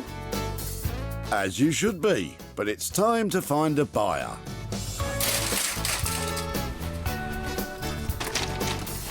Hello there. Oh, hello. Hello. When Sarah met Peter at the tip, she couldn't wait to get her hands on his horse. Did he have a name? Only Rocky. Rocky. Rocky had been in the family a while. He was bought by my parents for my son. But Peter was keen to see him go to a good home. Let's hope she can do something rather than just go in the skip. Peter, she did more than something. Sarah shared pictures online to try and find a buyer. And it wasn't long before Rocky was riding off into the sunset. The Rosebery Hotel in Newcastle upon Tyne couldn't wait to saddle him up, and owner Janet wanted first ride. Wow, I didn't anticipate it being this big, but it's absolutely fabulous. Sarah's in Reigate in Surrey to meet up with Peter and hand over the profit. It's a big one. Oh, hello there. I just couldn't help myself. How do you do? Nice to see you again. So that little rocking horse had been in your family and obviously been well loved and well used. Yes. But when somebody takes it off you at the recycling centre, do you wonder what might happen to it? I thought you might make some sort of lamp out of it. Yes, clever minds think alike, because I thought it would really lend itself to lighting. So here's some pictures of how it turned out. Are you ready? Yes, I'm ready. I painted it all up, popped a shade on it that I made out of a vintage silk Oh, you did scarf. it yourself, did you? Yeah, all my own hard work. Yes, it's beautiful. It's lovely. Do you like it? I do. I shared some pictures of it and it was snapped up, so I'm pleased to say there's some profit to give to you. I have got £208.50 here for you. Gracious me, that's amazing. So what might happen to that money? Oh, I should give it to my son. Because it was It's his rocking horse, yeah. Oh, OK. I'm sure he'll find something to do with that. Thank you for letting me have it. Thank you very much. Very nice to see you again, and I hope he puts that to good use. Thank you very much. OK, bye. Sarah's total costs came to £56.50. She sold the light for an incredible £265, giving Peter £208.50 to give to his son.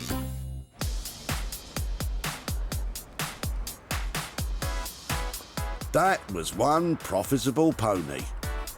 Sarah's back in Manchester to find out if fortune is smiling on the multimeter. Well, he's certainly still smiling. But has Mark managed to make him a Mancunian music-making machine?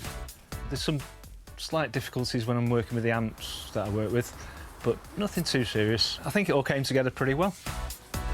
Well, I've come back to Manchester to see Mark. Now, when I dropped off that meter, even I could tell it had robot potential. But now I've come to find out if there's a smile on everybody's face. When Sarah picked up the multimeter, it was out of date, out of order, and a thing of the past. But not anymore.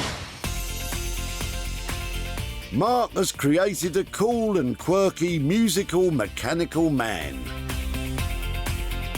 Mark's clever design means our robot pal can connect to devices to play music. Or you can just plug your guitar straight in and rock out. The addition of old manual drills for arms and amp cable clamps for hands has really brought this little guy to life. All the electrics have been pat tested and comply with all UK safety standards. But how does it sound? It's time to face the music and face Sarah. Hello, hello. Hello, Hiya. Sarah.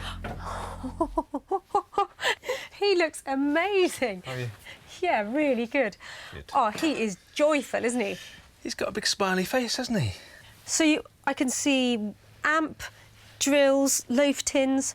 He is cracking. So if he's got the amp, does that mean he's tuneful as well? Yeah, so this cable here goes down here to your phone, so obviously you can play music through there. You could change this cable and put in a guitar practice cable, so you could use him as a standard guitar practice amp. Do you have a listen? Oh, yeah.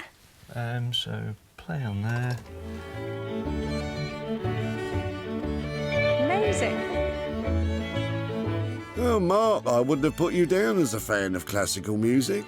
Really good sound, isn't it? So it sounds to business, now down to business. So good sound quality, massive appeal. How about the budget? Yeah, came in. We said 200, didn't we? Yeah. And came in at 200. I think he's an absolute winner. Has he got a name? Yeah, I think he's called Avo. Oh, yeah, it's written all over him, isn't it? Well, Avo is very happy. He's made my day. If you get him packed up, I'll be in touch. Lovely. Great job, thank you. See you again. Bye. Great job is right, Sarah. It was a nice project to work on, and that big smiley face made it all worthwhile. Do you mean the robot or Sarah? I mean Sarah's smiley face, not the robot's. Well, Avo is one of my favourite robots ever. He looks good, he sounds great, and Mark has done all the hard work. All I've got to do is find him a new home.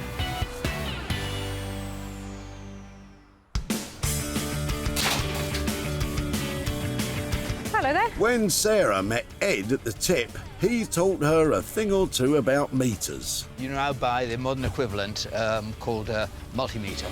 The meter had been in his family for decades. I did use it when I first inherited it from my father. So Sarah saved it, but Ed was sceptical. I wouldn't see it as a flower vase, really, but she might be able to do something with it. Ed, you're not going to believe how it looks now. Sarah sent out images online and, unsurprisingly, it was snapped up straight away by a private buyer.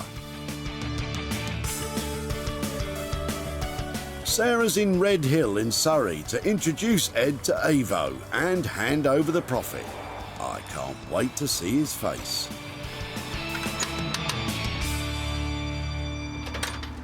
Hello there. Hello, Sarah. How are you doing? Well, thank you. So nice to see you again. So I love old things, and so when I saw that old Avo meter in your boot at the tip, I was instantly attracted to it. But did you wonder where it might end up? Yes, and knowing your propensity for interior design, I didn't really see it as a mantelpiece item or something like that. OK, well, I've got some pictures here. So I'd like to introduce you to Avo, the robot. Oh, lovely. So nice to meet him, yes. He is an all-singing, all-dancing amp. Right. To play music through or for somebody to play their guitar through. Can you think of anything polite to say about that? No, it's different. It's different. I don't think I would actually put it in my living room necessarily. No, but the good news is because he is different and he has excellent sound quality when he's played, he is saleable. So I have managed to sell him. I've got £75 here, so maybe that's another surprise as well. Wow, thank you very much. What might you do with those funds? Well, there are a couple of active charities within the village. One is the restoration of the old community building, which is known as Church House, and the other is the village bell ringers. So it'll all be useful. So thank you very much. For Excellent. That, Thank you so much. It's lovely to see you again. See you at the recycling centre. Well, you can look in my garage if you like to see what else there is. Cheers. Bye. I'm sure he loved him, really. Mark came in on budget at £200. With a cracking sale of £275, Ed has £75 to give to charities in his local area.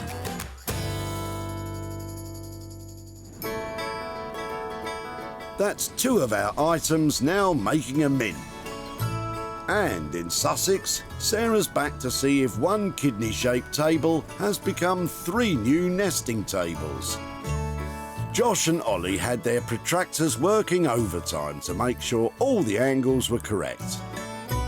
Hang on, where's Ollie? Ollie's away on holiday this week, so he's left me to reveal these to Sarah, which I hope she's going to like. I'm sure she will, because we're really pleased with them. Ah, Ollie must have been too scared to face Sarah. Good luck, Josh. Well, I left Josh and Ollie with 1 retro table. I'm hoping that there are now 3 and they have a fine finish and a contemporary look.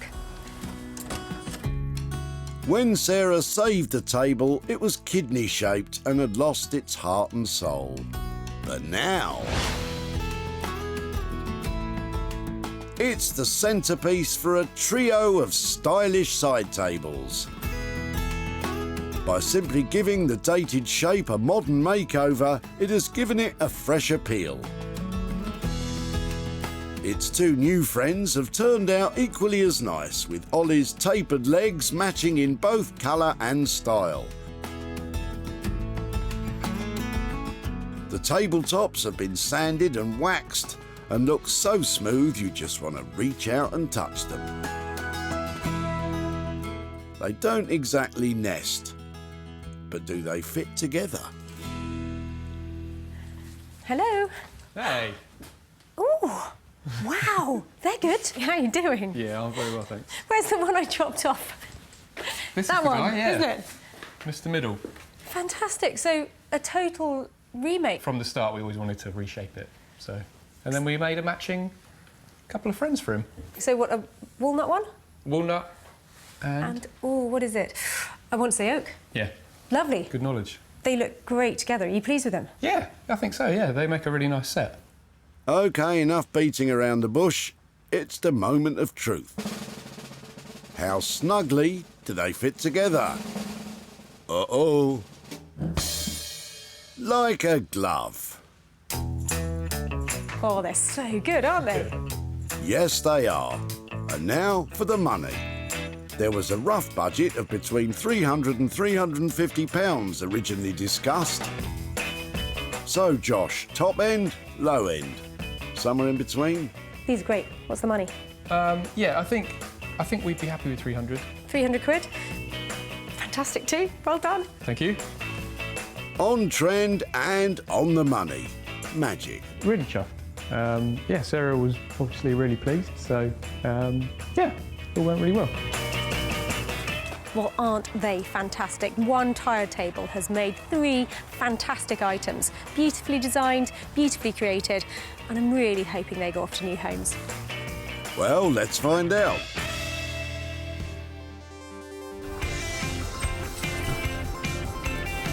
Wow, you've got that packed in there, haven't you? At the recycling centre, Deborah and David had something Sarah liked. 3-legged My table. mother's 3-legged table.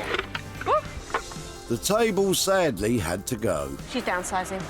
Won't be space in the new place. So Sarah saved it and Deborah had an idea of what she might do. I think Sarah will paint it multicolours of varying, clashing colours, I'm sure. On any other day, you might have been right.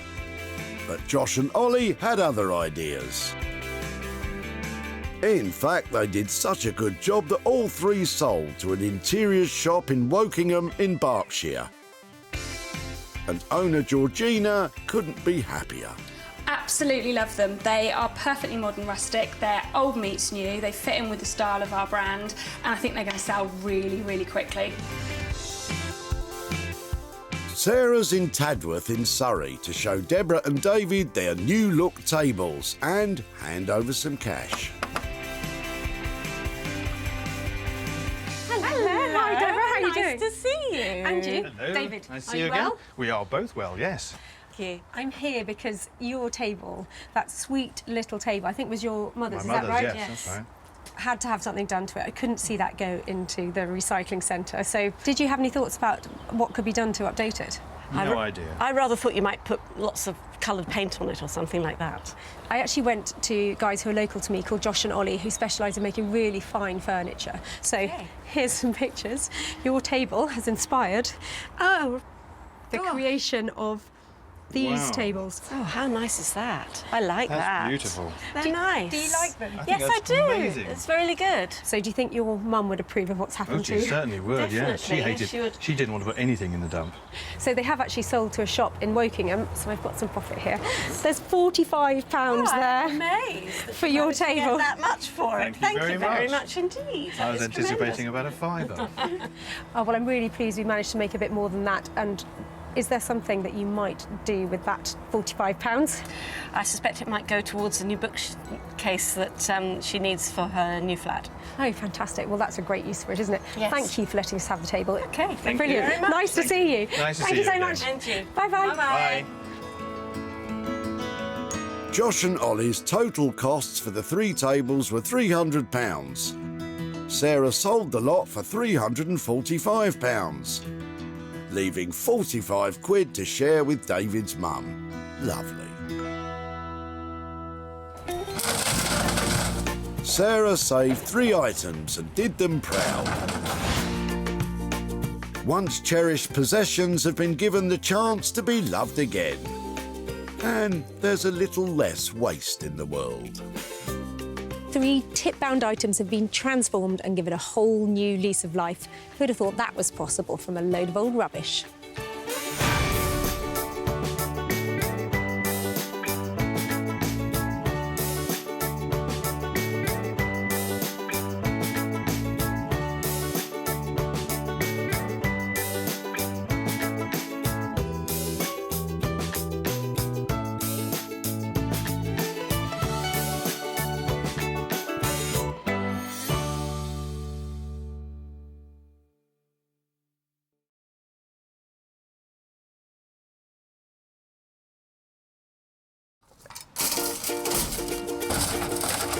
Some people have lovely rubbish, don't they? How do you make money for nothing? Are you chucking that, really? We are, yeah. The answer could be hiding in the 20 million tonnes of household waste we throw out every year. Presume it hasn't come straight out of the sitting room, then? That's why entrepreneur Sarah Moore My colour? wants to get her hands on things before they hit the skip. I'm a passionate buyer, maker and user of old stuff, and I've turned that passion into a money-making business. I make new stuff out of old stuff, and I sell it for a profit. And with some of the country's elite designers and makers. What do you think? I think it's beautiful. Is that it? Yep. She can transform her finds into desirable, Absolutely amazing. valuable, Goodness me. and let's hope, saleable items. Oh, my word. If Sarah is successful, then she can hand the profits back to the very people who had no idea there was cash to be made from their trash. I didn't dream it would ever come to anything like that.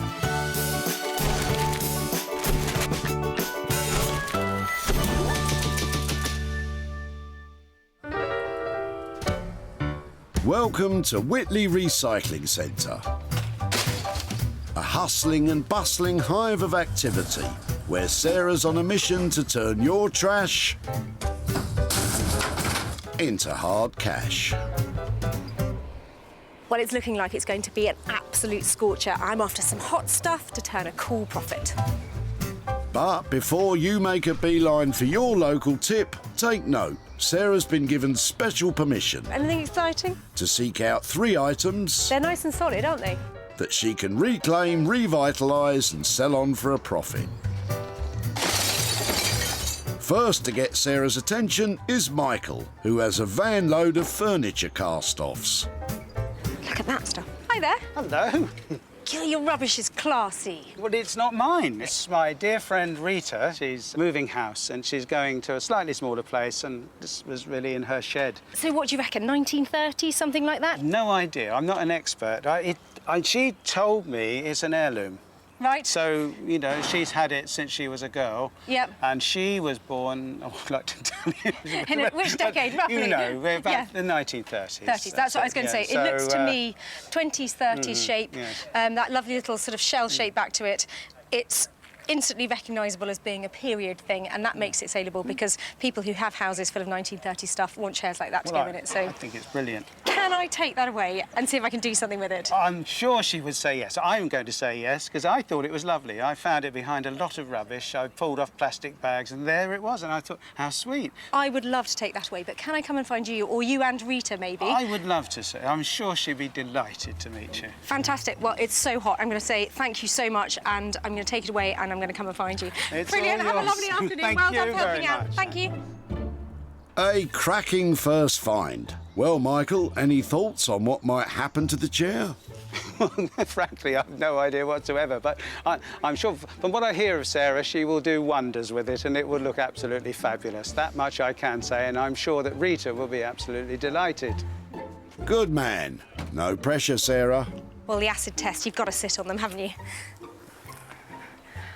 Oh, lovely. I think cocktail hour has arrived early. This is an absolute cracker. It's pretty. It might not be in perfect condition at the moment, but it's really decorative. And a chair like this, it can go into a bedroom, it can go in the corner of a sitting room, and it's going to look lovely. New upholstery fabric, tidy up those feet. This is going to be an absolute gem. And the artisans who will pick up this challenge? The Bristol Upholstery Collective. This creative cooperative welcomes all with a shared passion for upholstery. Founded by Leanne Treadwell, this group of legendary ladies put their heads together to create furniture that has to be seen to be believed. My style is very playful. I love to constantly challenge myself. I always want to do something new, and do it differently to how I might have done it before. If I wasn't an upholsterer, I reckon I'd be a back-end dancer. That was the dream in the 80s. MTV, I would have been there. Well, Leanne, you might need some fancy footwork for this one.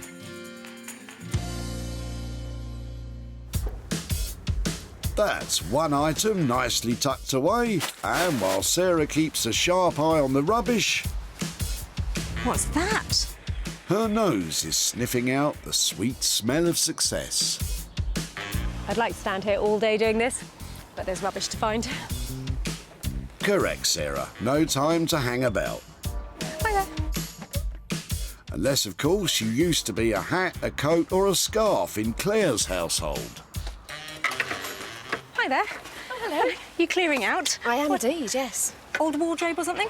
No, it's not actually. It's a downstairs cloakroom. We used to hang our coats on Oh, these. yeah. So are you refurbing? Totally, yes. Fantastic. I like the look of them. Have you got an old house? Have they been there for long? About 1930s. Lovely. Do you know something? There's something about old stuff. It just wears so well, and it's so nice to see it. Just the thought of all the people putting their coats and hats on them. They're fab.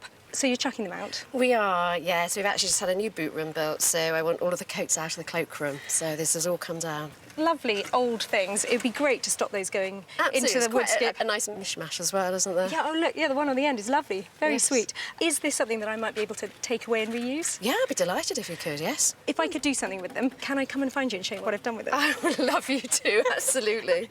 Excellent. Well, yeah, I think they could be repurposed really nicely. So I'm going to take those away, say thank you very much, and I'll be back in touch. Wonderful. Good luck. Thank you. Sarah's properly hooked. Thoughts on their future, Claire? I really hope they're going to go in a family home. I hope other children are going to hang their coats up on those hooks in the same way that we did.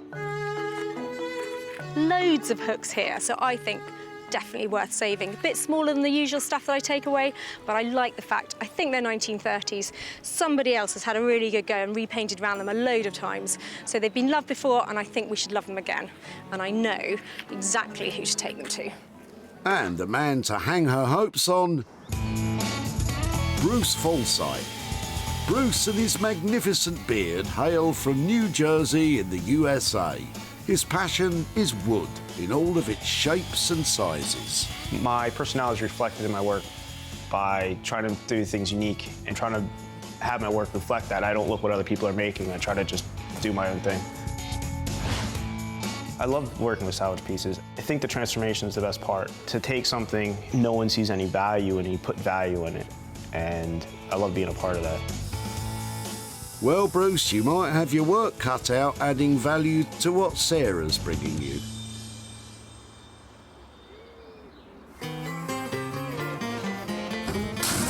That's 2 items loaded into the money for nothing van.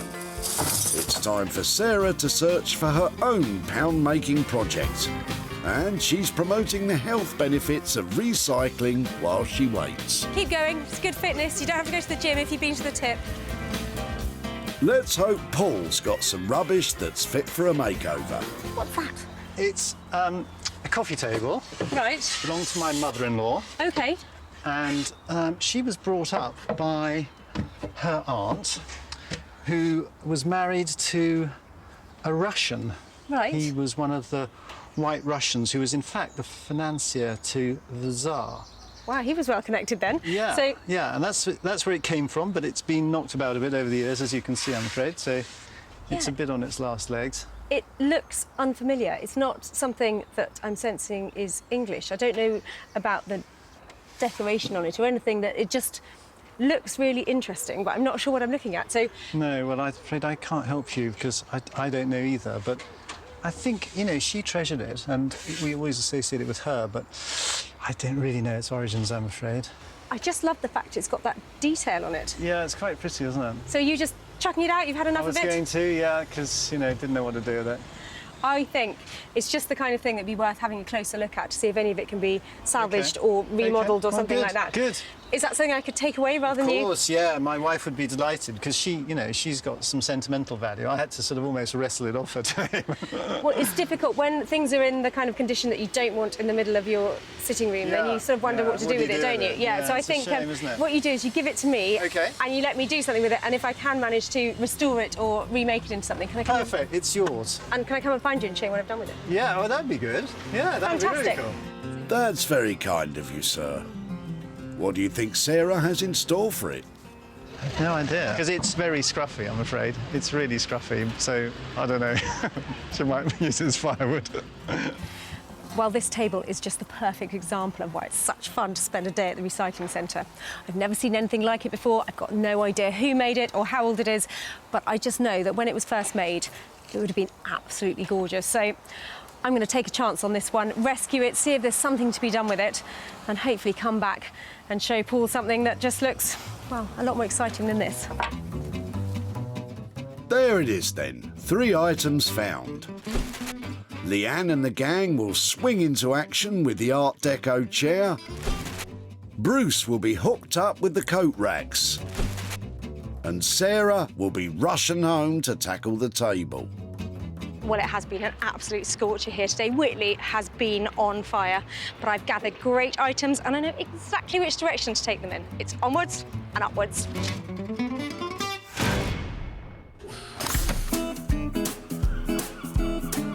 Our first port of call is to one of the most illustrious ports of them all, Bristol.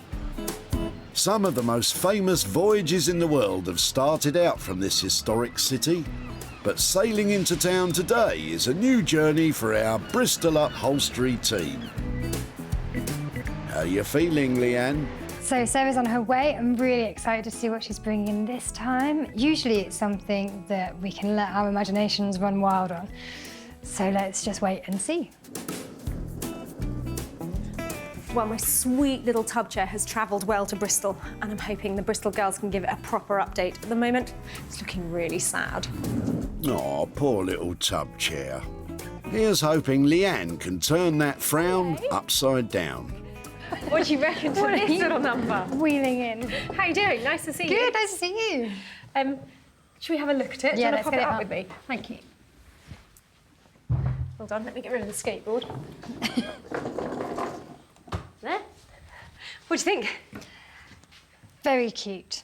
It is quite sweet, isn't it? But a bit chubby. Do you think somebody's just squashed it? Do you think it's wear? It would have been a bit tighter in the beginning. I think they were made to be quite sort of frumpy in a way, but I like this. I haven't had a really close look at it, but it's not looking in any sort of state. But I have got a vision for it. Have you now? I love macaroons, and I just think that sometimes when you go into a patisserie and you see these beautiful pastely coloured macaroons, you just have that, I've got to buy them. But I think it'd be great to give it some kind of patisserie chic. Patisserie chic sounds pretty sweet. Maybe some lovely soft tones on it, something like that. And make it yummy. Oh, I love yummy. Exactly. I mean, it's a gorgeous shape. Maybe we can play with that in some way, bring it out a little bit more. Yeah, and if we can enhance that deco look, then I think we'll be onto a winner. Optimism abounds. But how much of a winner will depend on the budget. Let's say 425.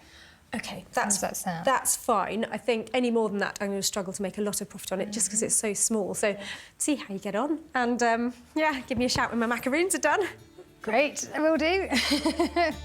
Deal done. We're up and running. Thoughts, Leanne? There's lots of components to it.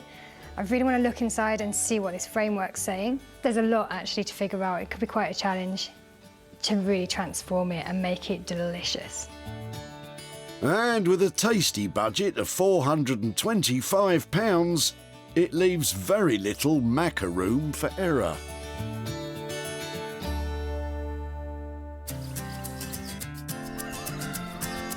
In the beautiful surroundings of rural Yorkshire,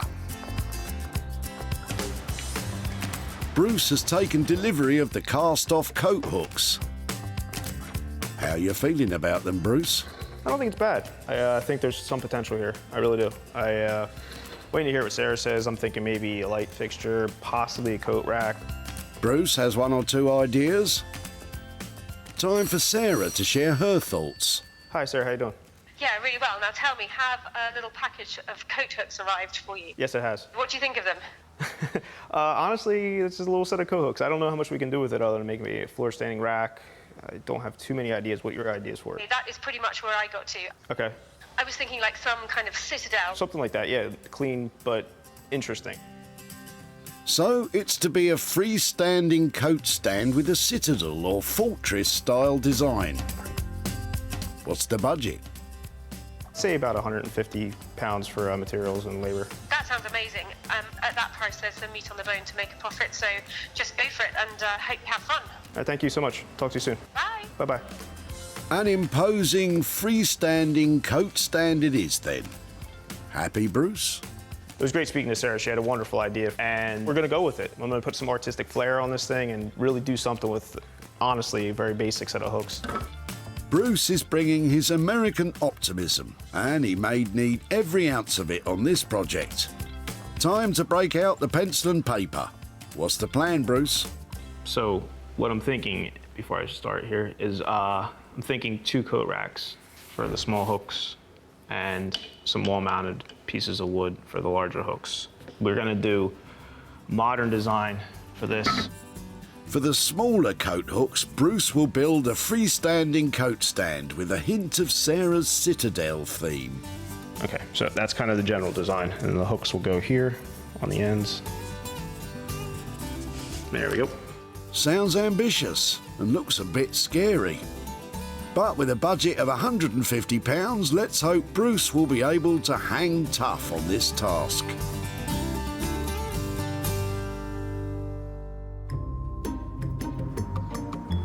In Sussex, Sarah is back at her workshop, raring to get started on the old table.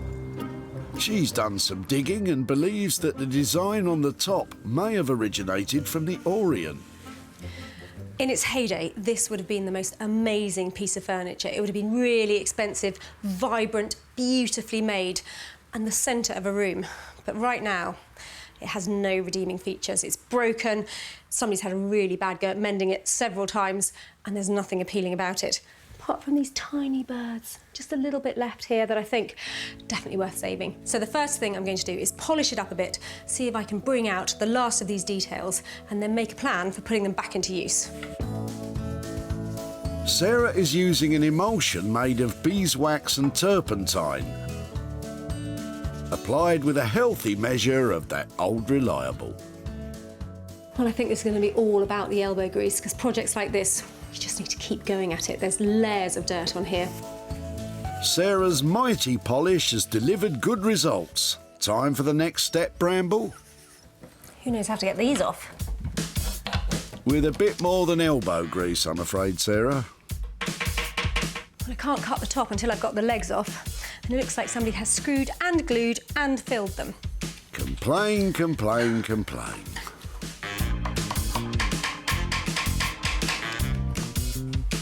They look nasty. Yep, a tough cookie this one, Sarah, but it's nothing you can't handle. I think it might have had other layers on the top of it and been some kind of huge stand, because this really doesn't tie up with the shape on the top. So somebody's definitely had a go at this before. Regrettably for us. It's looking really good, isn't it? Shattered, splintered, and deeply unattractive. Better crack on. And what does cracking on entail exactly? In Russia, traditionally, they made beautiful little hand-painted boxes, and I'm going to use my Chinese table with Russian connections to have a go at making some of those. I've got some of these craft boxes to help me along the way, and I'm hoping if I can cut out the details to make lids, I might make something that's saleable. I think it's going to be really hard work, though. Oh, Sarah, that's never stopped you before. I want a rough outline of where I'm going to cut around, because I'm not sure how this wood is going to trim up, so I think I'll cut it in a rough way and then see if I can do a really fine trim and sand around the outside.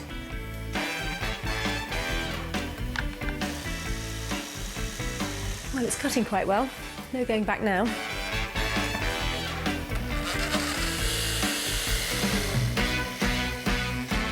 One down, 5 to go. How's that going to work then? It's going to be a really weird box, isn't it? That's a really bad shape. The boxes aren't really round. You're not filling us with confidence. These aren't a completely true circle. They're only made of cardboard, so they're not an ideal template. Now, Sarah, good crafters don't blame their templates. That's not very round. So far, things aren't shaping up too well for the old table. But having spent only £20 so far, let's hope Sarah will eventually come out on top.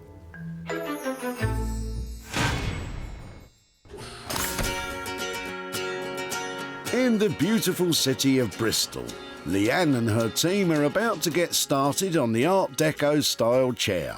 So we've had a little feel about for what potentially could be underneath. There's only one way to find out, and that's to get the bottom cloth off and see what's inside. Let's have a go. Should we grab some tools?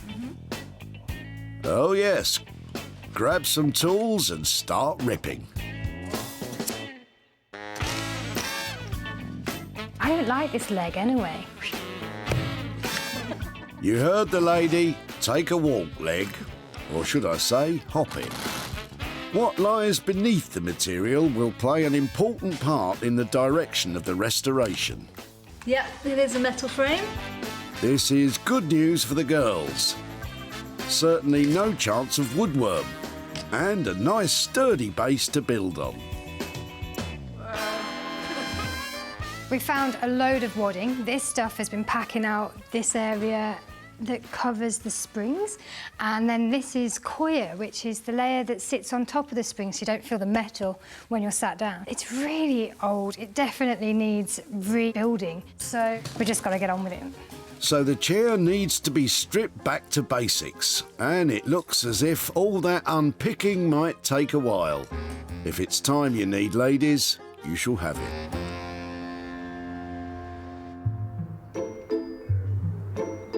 in West Yorkshire. Bruce is about to get cracking. His plan is to make a coat stand and coat rack from the old hooks. Sounds good. What's first on the to-do list? The next step is to mock up a prototype out of some cheap scraps in the shop and put these aside and get to work. All right then. Measure things out. Bruce is building a prototype of the freestanding coat stand to ensure that his intricate design is spot on. It does look a lot of extra work though. This is the first part of the prototype. This is one of the 3 legs that I'll be making. But the prototype will just have 1 leg, just for a design. And now I have to make the upper and then the arm at the top. So that will be the next step. First thing is to kind of figure out how tall I'm gonna make this coat rack. So I'm gonna use the table as my straight edge reference. So I'll use that as my guideline of, say that, so imagine that this is the spread of the coat rack. So I'm looking for where I want this to land. Bruce may be hard at work, but his time in Yorkshire has taught him to appreciate the value of a very important tradition. My time in Yorkshire, I've definitely appreciated the tea breaks. Not too much, I hope. There's still the prototype to finish. You can see it's starting to come together now. Got the angles figured out a bit. This is where the hooks are going to attach right up here. Now I have to make all these tapers work together, and then the prototype will be finished. Progress is good, and Bruce is clearly enjoying himself. I love it. It's wake up every day and I come in here and I play around and it doesn't feel like I'm working. I just kind of get to goof off. Hopefully one day build really beautiful things, you know. That's the end goal, is to make stuff that people appreciate. A tremendous amount of work has gone into putting this one side together, and that's just a prototype. Bruce will have to go through it all again to make the real deal. Blimey. That is one side of the coat rack. Yeah, that's pretty nice, Bruce, but you've still got a lot to do. Better work through the next tea break. Back in Bristol, Leanne, Hayley and Harriet have made great progress with the tub chair. Oh, yeah. Bring us up to speed, Leanne. So far, we've done a bit of work to it. As you can see here, we have actually tied down the springs so that we're actually in some kind of formation to hold somebody up, which is great. And that means we've also covered, ready to make our seat pad. Also, we wanted to extend the shape of the back of the chair here, and we've got these extra little shapes to add some height and some real elegance and make it real pretty. So I've got one of these left to do. So whilst I get on with that, I'll send Hayley and Harriet to go and prepare the seat pad. Is that right? In your own time, ladies. It doesn't have to be precision woodworking here, which is a good job because I'm not very good at woodwork. But it just gives a little extra structure for us to build some really beautiful shapes onto the frame. I'm gonna have to get some good strong glue on this, clamp it up, and then grab hold of my drill and stick it on there. Sounds like a top plan, Leanne.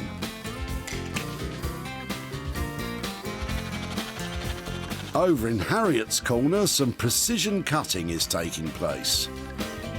Okay, so I've got my template ready now, and I'm going to pin it onto this, which is rubberized hair or rubberized fibre, which is basically a fibre which has been covered in a latex, which holds it all together and gives it that bounce.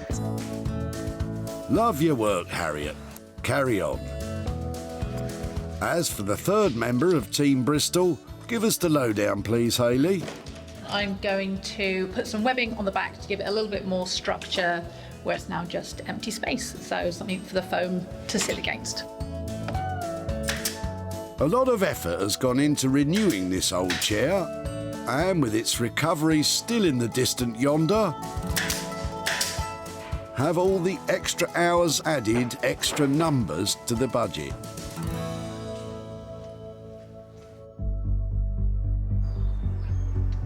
In Sussex, Sarah is giving her Russian-inspired boxes a final polish.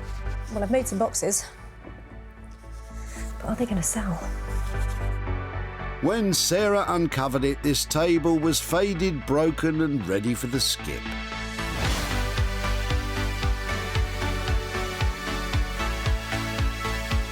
But like a phoenix from the ashes, it has been reborn as a wonderful collection of little boxes.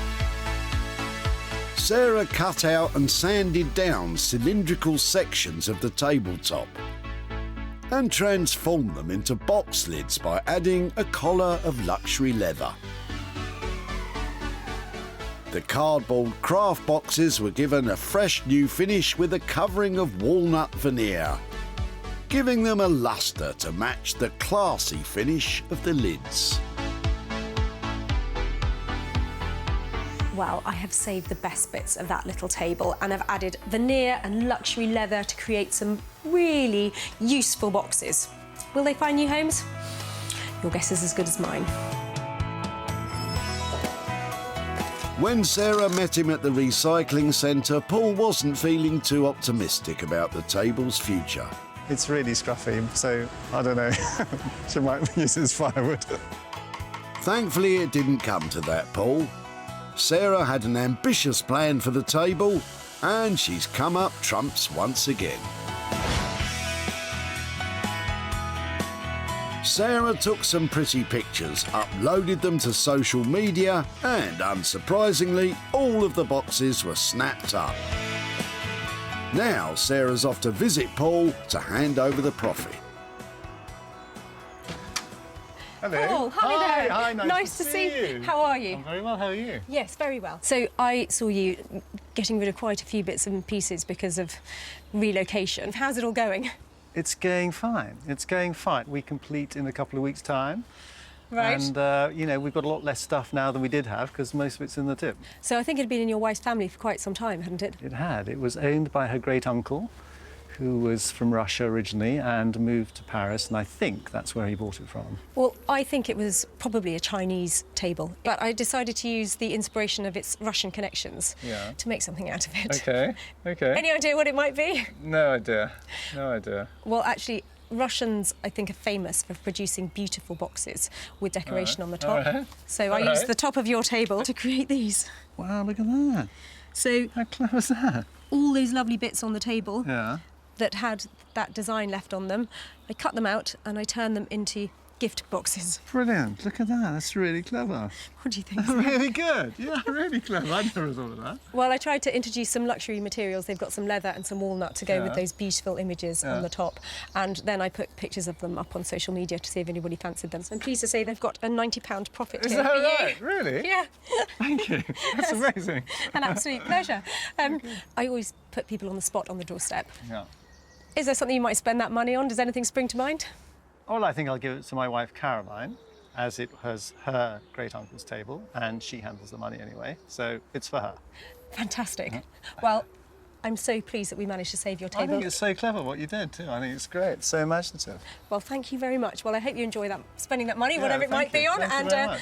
Yeah, good luck with the rest of the moving. Thank you, Thank you. Bye-bye. Wonderful. Another great result neatly boxed away. Well, I think Paul appreciated all the hard work that went into those boxes. Just wonder what Caroline's going to do with the money. Sarah spent £20 on the task. The boxes were sold for £110, leaving a £90 profit for Paul.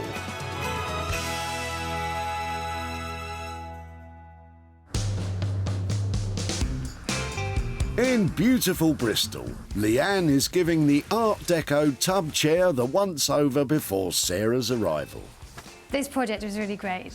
We may have got a bit carried away, and I think Sarah's going to like it. It was quite a bizarre brief, really.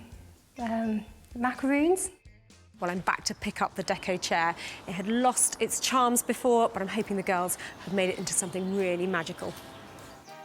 No one was under any illusions about the state of this little chair.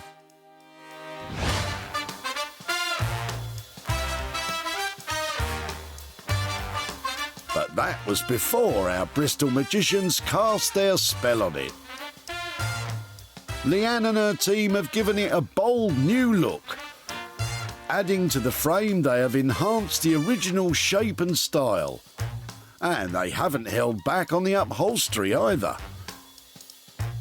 Sarah was looking for a colourful transformation, and the girls have certainly achieved that, along with some intricate detailing of their very own.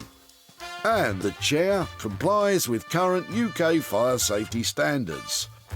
It's certainly a dramatic change, but will Sarah like it? Hello. Macaroons! Oh my goodness, I love it. Macaroons and bridges and hot air balloons. We may have got a bit carried away. It looks beautiful. It was one of those projects where you start changing a little element of it, and then before you know it, you just keep going, and then. I think that's fantastic. There's beach huts, castles, hot air balloons.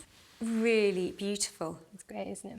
Fantastic feeling as well. And thank you for going for the macaroon palette. Do you like it? Or... Yeah, it was not our usual style to do this sort of pastel-y colours. Yeah. But actually, it just was so exciting to build it. And when these shapes started coming out and the colours working together, we got really excited making it. Well, I think that it's going to catch somebody's imagination. Hot air balloons and pastel macaroons aren't going to be everybody's cup of tea, are they? But I think you've given it a strong look and it needed to have some oomph put back into it. So I'm delighted. It's really cute. Really cute, but a big job. How's the budget? We probably spent a little bit longer than we would have usually, but we enjoyed it so much. We came in on budget. Fantastic. And I really appreciate the extra work because it looks like somebody's enjoyed themselves making it. So thank you. Brilliant, thanks. And if you pack it up, I'll get it shipped out when it's sold. It's fantastic, thank you. Amazing. Amazing indeed. OK, well, I asked for macaroons and I certainly got them. Beautiful pastel colours on that chair and a lovely restructure. That's a cracker. Michael was doing a good deed for his friend Rita by packing the chair off to the tip. But in Sarah's hands, he had high hopes for it. From what I hear of Sarah, she will do wonders with it and it will look absolutely fabulous. That much I can say, and I'm sure that Rita will be absolutely delighted. Thankfully, the talented team in Bristol made sure the chair ended up looking absolutely fabulous. And as a result, it was gobbled up by a private buyer. Now Sarah's knocking on Michael's door to hand over the profit. Hello there. Sarah. Michael, lovely Nice to to see see you. How are you? Oh, tired. Tired. But happy. Excellent. Well, I know that when I met you, you were helping out an old neighbour of yours. That's right. You were being a really good Samaritan, weren't you? I'd like to say not a Samaritan, just a good friend, trying to help out someone who was struggling to get everything out of the house, and her shed was full. And so I said, I know what to do. I'll hire a van and we'll take it to the dump for you, which is exactly what we did, and then we met you. Well, it was definitely my lucky day because that tub chair that came out of the back of your van was a lovely find, a great thing to be turning up at the recycling centre. So I've got pictures here to show you. That's fantastic. I thought it was special. It looks like this. Oh, isn't that amazing? I could never envisage that it would come out like that. Well, it has been given a lot of love and they have decorated it with beautiful balloons and chosen a selection of candy-coloured beautiful wool fabric. Ooh, look at this. So that's how it's ended up. What do you really think? It's just so wonderful. I mean, to think that that would have gone on that tip and we'd never seen it again. It was nice to save it. It's a sweet thing, and I have got some profit for you. Ooh. 70 quid. Well, That's coming your way. Well, it's coming to Rita's way, but anyway, she'll be very pleased, I'm sure. Sorry, it's messy money, but there it is. £70 for you. Thank you so much. It's really kind of you, Sarah. Thank you. She'll be thrilled that, I mean, something she thought was going to be thrown away is now giving somebody some pleasure, and I think that means an awful lot to her. And so say all of us. Lovely to see you. Bye-bye. And you, bye-bye. Well, everybody should have a friend like Michael. What a lovely thing to do for somebody. Little chair's got a new home, and Rita has got £70. The project costs came to £425.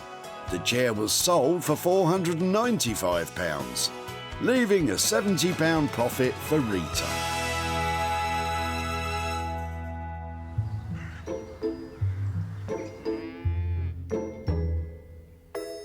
In West Yorkshire, Bruce is giving his project a final polish before Sarah arrives.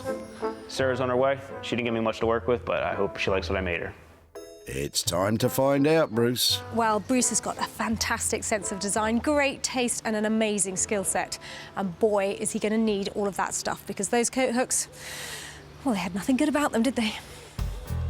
Well, the old racks were no longer a fitting place to hang your hat.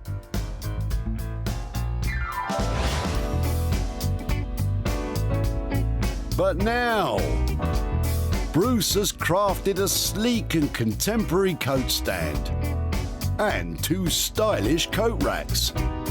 His modern design stands proudly, embracing a touch of Sarah's fortress idea alongside some very stylish touches. Using a process called lamination, he has combined a mix of quality hardwoods to create stunning backdrops for the original metal hooks. The new racks have quality, elegance and are all heart. Bruce? Hey, how's it going? How you doing? Good, how you been? You've given them style. Yeah, I did. It looks fantastic. It's so retro and cool, isn't it? Yeah, thank you. And I see the little salvaged items. Yeah, You they're managed to get them basically on. just on the top there. Okay, so talk me through what you did. So you I laminated wood together, and then made the legs, and then just put these little strips as like a little highlight. You said kind of like a castle citadel thing, so I put little points in there just to kind of give it a little bit extra detail. They are fantastic. It's got a real finesse to it, hasn't it? It's got real It's got energy, motion, yeah, hasn't it? Motion. So. Are you pleased with it? Yeah, I like it a lot. And I have something else for you. Oh, really? Yeah, I have. Since you gave me so many hooks, I made you a bonus. There you go. So it's just laminated woods, and I just put the hooks on the laminated woods. And then, last but not least, another bonus. So oh, how sweet. Oh, that was the strange one. The one strange hook. I found a piece of wood that was cracked, so I made a little broken heart. Oh, Bruce, these are amazing. Yeah. I'm so pleased to see these because I didn't give you much to work No, you with. didn't. So to get this much out of all of that is fantastic. That's my favorite. It is beautiful, isn't it? I really I'm sorry about your broken heart. Oh, we've all been there, Bruce. But are you going to break Sarah's heart when it comes to the budget? Heaps here, and I think it was £150 budget that you were working to. Yeah, How'd you get we're on? still on budget. Well, That's all scrap wood anyway, so. Okay, yeah, because this looks just amazing, and that's so sweet, isn't it? It is. I mean, I think that is going to get me out of a lot of trouble on that budget already, let alone the rest of it. So That's good.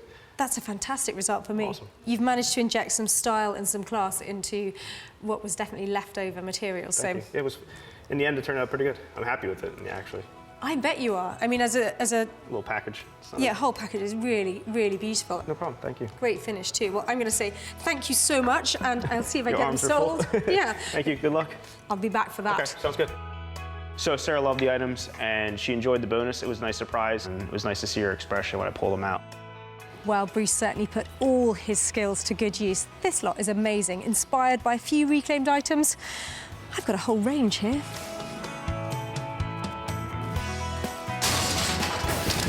When Sarah met her at the tip, Claire was keen for the coat hooks to find a new home. I really hope they're going to go in a family home. I hope other children are going to hang their coats up on those hooks in the same way that we did. Bruce took them on and gave the hooks a whole new lease of life. The coat stand was sold to Sunflowers in the Sea, a gift shop in Manchester. Owner Joe was hooked. I'm absolutely loving it. Bruce has done a great job. It's a great design and perfect for the shop and for the scarves and things that I'm displaying on it.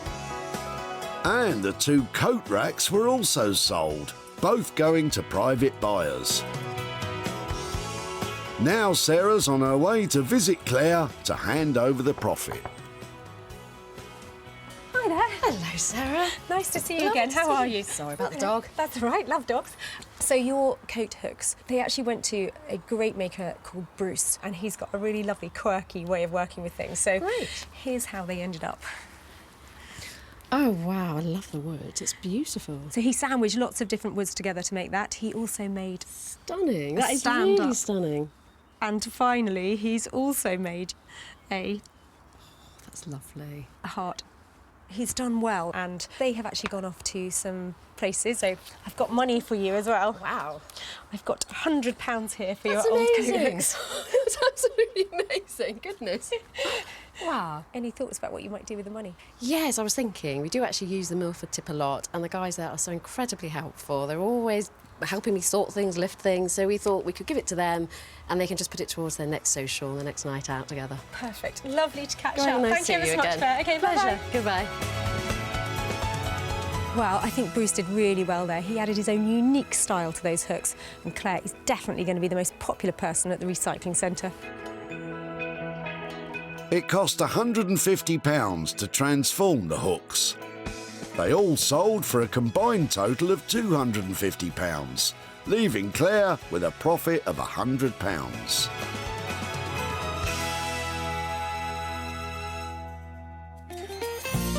Sarah salvaged 3 tired items. The Bristol ladies reached new heights with the tub chair. Bruce hooked us up with some serious style. And Sarah boxed up a beautiful transformation. Well, what an eclectic mix of tip finds, and with the help of some very talented makers, 3 things have been saved from the scrap heap and transformed into beautiful, saleable items.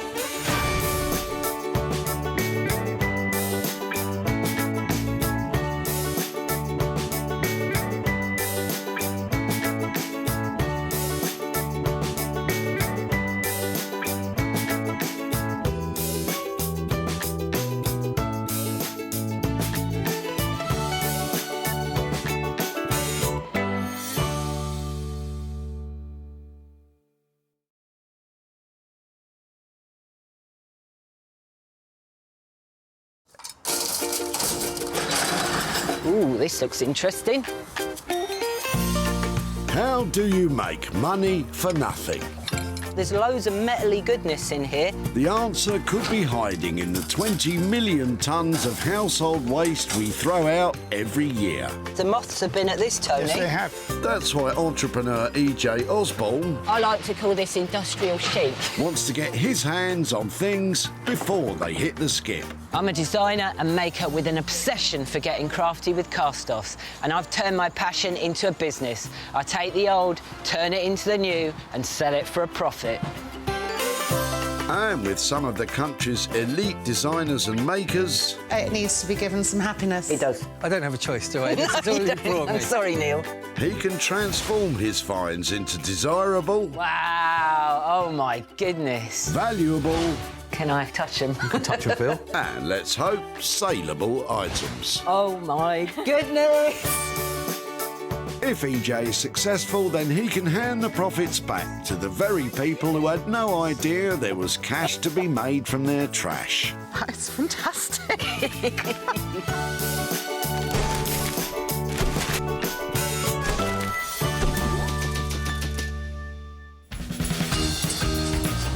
EJ's searching the Woking Recycling Centre in Surrey.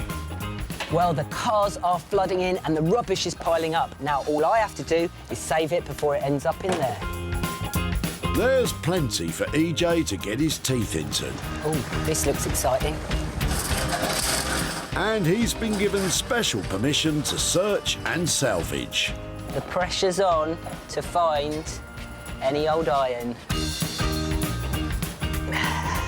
Come on, EJ. Time to swing into action. David's looking to dispose of an old wardrobe, and it looks as if he could use some help. EJ to the rescue. Hello? Hello. Do you need a hand? Yes, please. Yes, please. That looks a bit heavy. And still got clothes in it, is it? No, I don't think so. I'll have to open it up and have a look. The wardrobe originally belonged to David's aunt. She donated it to him when he got married in the early 70s and was looking for furniture. It was been in the garage with tools and that in it for at least 20 years. Really? Yeah, at least 20 to 30 years. Just retired, so I'm clearing everything out. Should we check there's no tools left in it? That's it. Oh, look at this. Did you put these in? Well, I must have done. What's the date on these then? 1974. Nothing beats standing around at the tip catching up on old news. But, understandably, the wardrobe isn't in mint condition and there have been a few spillages over the years. So what are you putting your tools in now if you're getting rid of this? I've got a new bench that so I can see everything. When you put everything inside here, you forget what's in there. So you're getting organised, Yeah, you've got your new bench. Yeah. It's time for this to go. Time for this to go, I'm afraid, yeah. Yeah. Can I have it, Dave? You're welcome Can to I it. take it off your hands? You're welcome to it. Can I stay in touch with you and keep you updated on what we're doing with it? You're quite welcome to, yes, yes. Yeah? Yeah. Fantastic job. Well, thank you very much. EJ's taken the wardrobe off David's hands, but what can be done with it? Well, I hope EJ can make something of it, and I'll be very surprised to see what he comes up with. So I know this started its life as a lovely little wardrobe, but currently it's looking rather shabby and also inside really pongs of engine oil. But all is not lost. It's got a great structure, some lovely shapes and some really characterful features, all of which will go on to give this a much brighter future. And EJ knows exactly who can get the very best from this piece of furniture. Meet Daniel Heath, the Renaissance man of rubbish. Daniel's passion is to take unused materials and make them live again.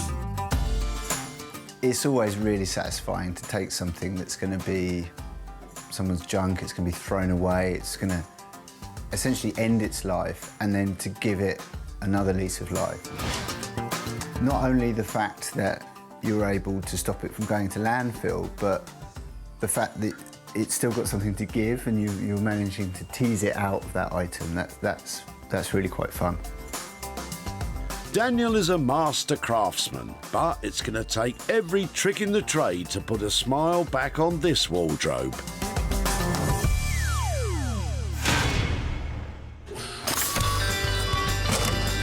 With one item rescued, EJ's feeling on song.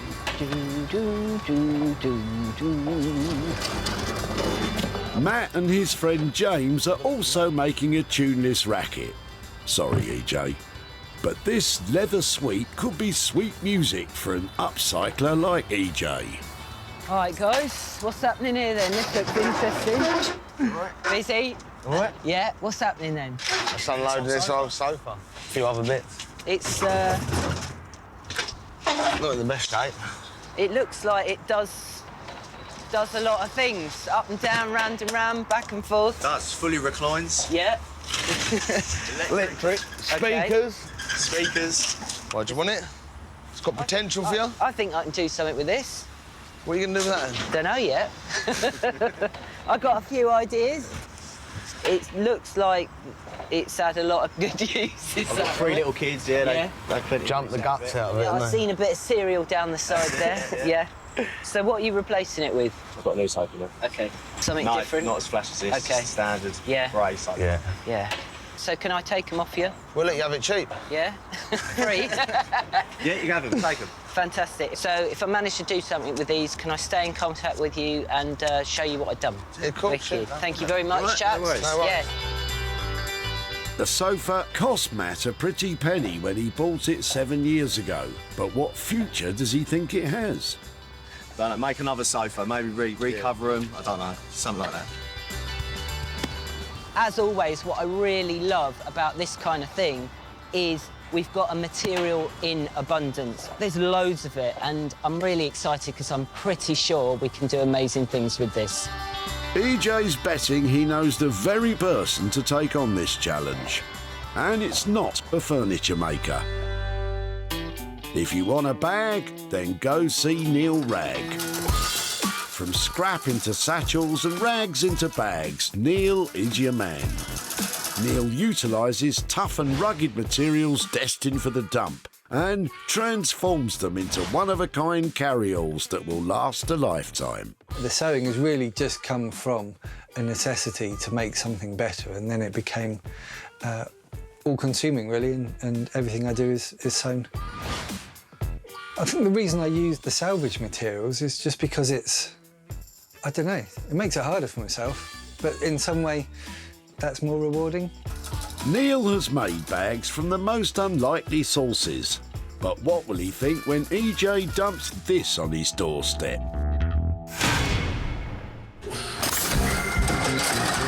EJ's claimed the wardrobe for Daniel and a leather sofa for Neil, but he needs to find something he can work on. Could Vicky have the next find in her boot? EJ is on the case. Oh, hello. Hi. What do we have here? I think it was probably a music cupboard originally. A music cupboard? It housed our TV equipment for a little while. OK. And you're getting rid of it? Yes, it kind of got moved outside, got a little wet. Yep. Didn't get brought back in, really not looking its best. It's looking a little bit more shabby than chic, isn't it? I would agree with you there. So, bit tired, bit distressed, time to go. Definitely, just not enough room. Well, look, this is exactly the kind of thing that I'm looking for. Okay. So, would I be able to stop you from binning it? And can I take this? Absolutely. And if I do manage to do something with it, can I come back, visit you and show you what we've done with it? I'd love to see that, yeah. Yeah? Thank you so much. Be my guest. See ya. As EJ whisks the cabinet away, does Vicky have any thoughts on what will become of it? I really can't imagine anything beyond what it actually is at the moment, but we'll see. I'm sure he'll do a great job. This is all right, isn't it? It's seen better days. It's pretty tatty, very flaky, but I reckon with a little bit of work, I'm gonna find a lovely little cabinet underneath all this. That's 3 items successfully saved. Daniel will be working his magic on the veneer wardrobe. Neil is going to get crafty with this massive leather suite. And EJ's task is to transform the cabinet from looking blue to looking new. Wow, I've had a really challenging day, but I've managed to find some exciting items that I reckon are going to set me off on the pathway to profit.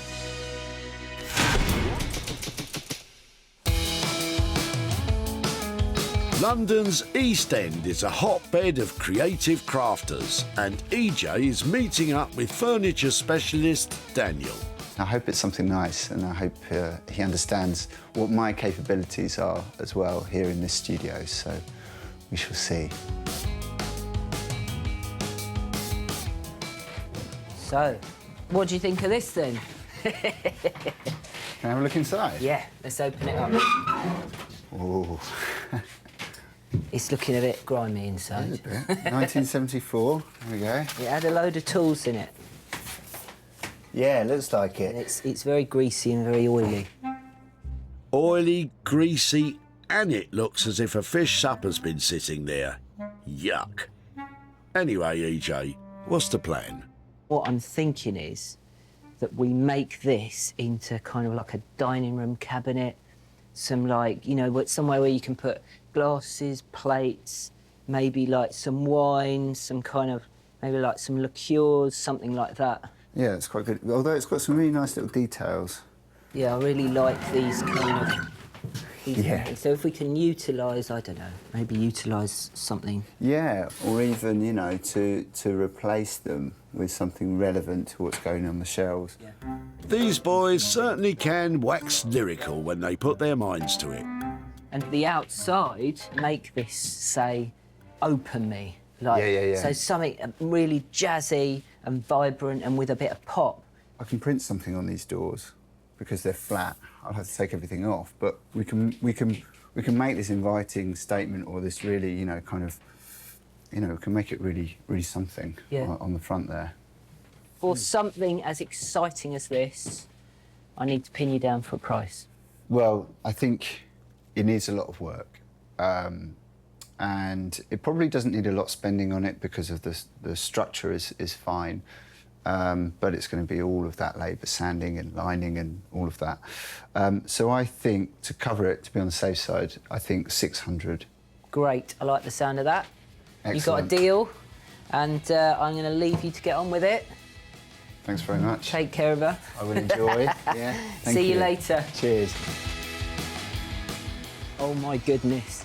I took in there a dowdy-looking wardrobe, and I'm confident that what's going to come out of there is something cool and vibrant, and I cannot wait to see what Daniel does. With a price of £600 agreed, it's over to Daniel to turn this dowdy wardrobe into an amazing drinks cabinet.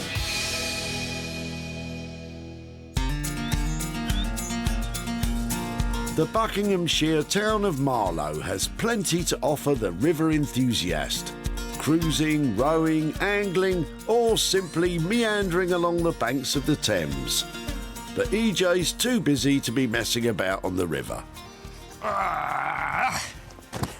So, I'm in Marlow to see Neil Ragg. I've bought him all these lovely chunks of sofa. I really don't know what he's going to think about this. Let's go and have a look. Neil, you there? I'm here. All How'd you right. do? Wow. Nice to see you. What have you brought me? I've brought you a lot. You have brought a lot. We have a pile, don't we? It's had its day as a sofa. Yeah, definitely. And I thought the best person to bring it to was you, Neil. The only person that would take it. So, you're up for this? I don't have a choice, do I? This is all you brought me. I'm sorry, Neil.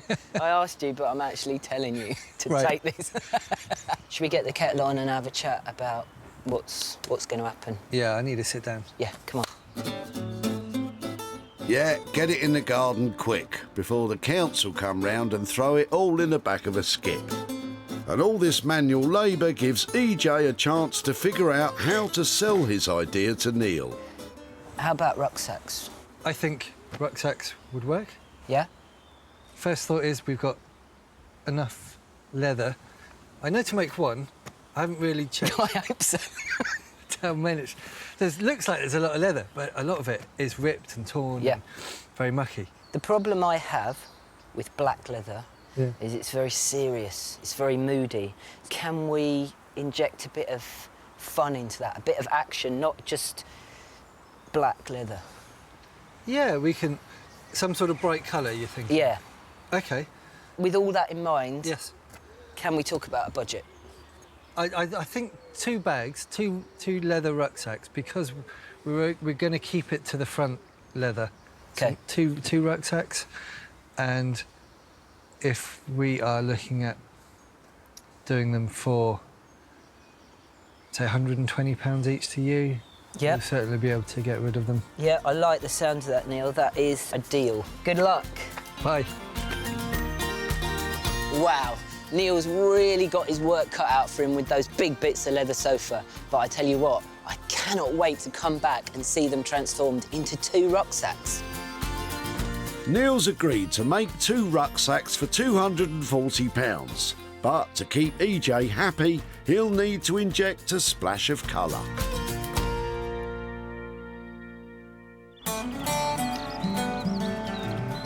The wardrobe and leather suite have been delivered. And now EJ is at his workshop in Somerset, assessing the work that needs to be done to rescue the blue cabinet. Things are about to drastically change for this little cabinet. I'm going to strip it right back. Underneath all this is some beautiful solid oak. I'm going to restore the back. I'm going to rip off the top. I'm going to do something really interesting that I've never done before with these doors. And we're going to end up with a beautiful, stunning new cabinet that's miles away from this one. The first job is to dismantle the sections he needs to work on. Like it when it's a nice, easy start.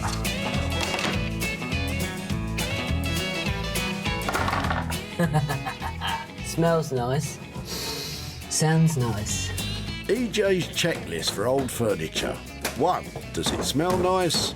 2, what are the acoustics like? It didn't come off as clean as I wanted it to.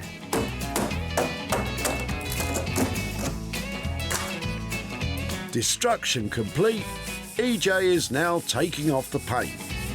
If you're doing any kind of sanding, it's a good idea to wear a face mask. Underneath this paint, the wood's looking amazing. It's got lots of character, solid, beautiful, just as you'd expect from old oak. EJ knows there's a little beauty in here somewhere, and his craft is slowly bringing that to the surface. But now he needs to replace the rain-damaged top. So I've got some lovely little floorboarding scraps here. They're made of oak. I've got just enough to cover the top. They're going to complement it in colour and tone. Perfect for the job. Most people probably make a cabinet with a little bit of the top overhanging, but I'm going to keep it contemporary and have nice clean lines, so I'm not going to have any top overhanging. Using the upturned cabinet as a template, EJ is marking where the cut should go. Purple is my woodworking marker colour of choice. With the bandsaw making light work of the oak flooring, EJ is happy to move on to the decorative detail. So, I need to sort these doors out now. They're currently looking a bit plain, but these lovely frames around them kind of suggest that it'd be good to put something in the middle and make a feature. So I think what I'm going to do is I'm going to cut up this solid oak and make little tiles, and I lay them in the middle as if they're like shaker kind of shingle style. It's going to look lovely and contemporary. It's going to give this cabinet a really lovely edge. And to cut thin shingles, you guessed it, back to the bandsaw. Maybe you didn't guess it. So I've got a few of these tiles cut, and this is the fun part. I'm just going to experiment and see how I'm going to lay them out. It's supposed to have that disorganised look. I don't do disorganised very well. Someone's got a big gluing job ahead of them. EJ has only spent £5 so far, but will his mini oak tile design be enough to take this cabinet from tip to hip?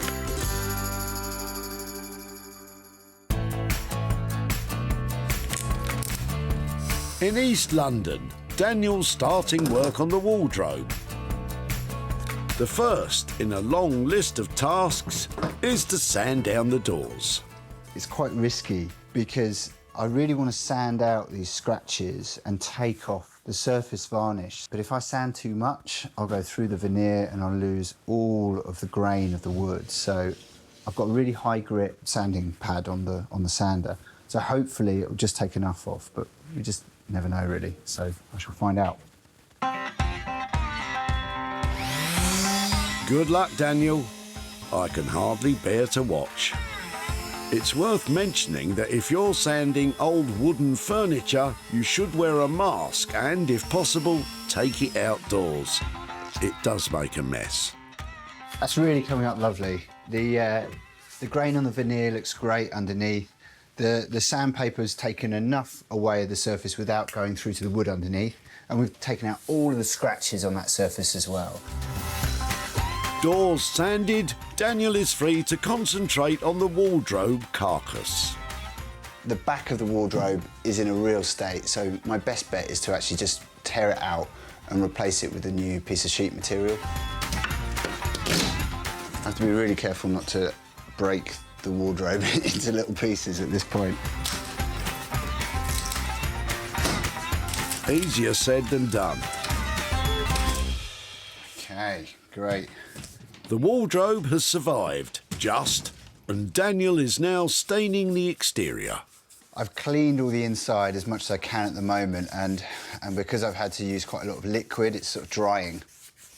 So I'm using this time to paint this because I know that it's a black stain, it's going to need a few layers, and it's not particularly quick drying. I'm going to sort of sand in between layers when it's dry, just because the wood grain will start to come up with the stain. I really want it to be a really lovely, smooth finish. To hide all the oily spillages on the inside of the wardrobe, Daniel is using chalkboard paint, which is much denser than ordinary wood stain. So satisfying, so dense. Leaving the paint to dry, Daniel is ready for some art. OK, so I've got some black ink here. I'm going to screen print onto the two doors of the wardrobe that I'm putting together. I've got a lot of symmetrical wallpaper patterns, so I'm going to use one of those to go up the centre of of kind of where the doors meet. The only thing is that it's quite a tricky thing to print the two evenly, and the doors are actually veneered, so if I do mess it up, it could be catastrophic because I can't really sand it too much because the veneer is so thin, so fingers crossed.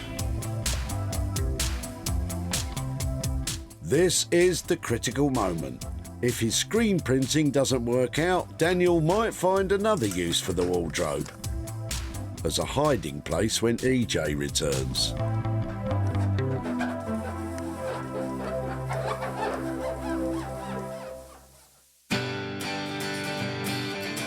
In Marlow, Neil's been busy designing a template for EJ's rucksacks. I've designed something that I think is going to work. It's just a simple drawstring style rucksack.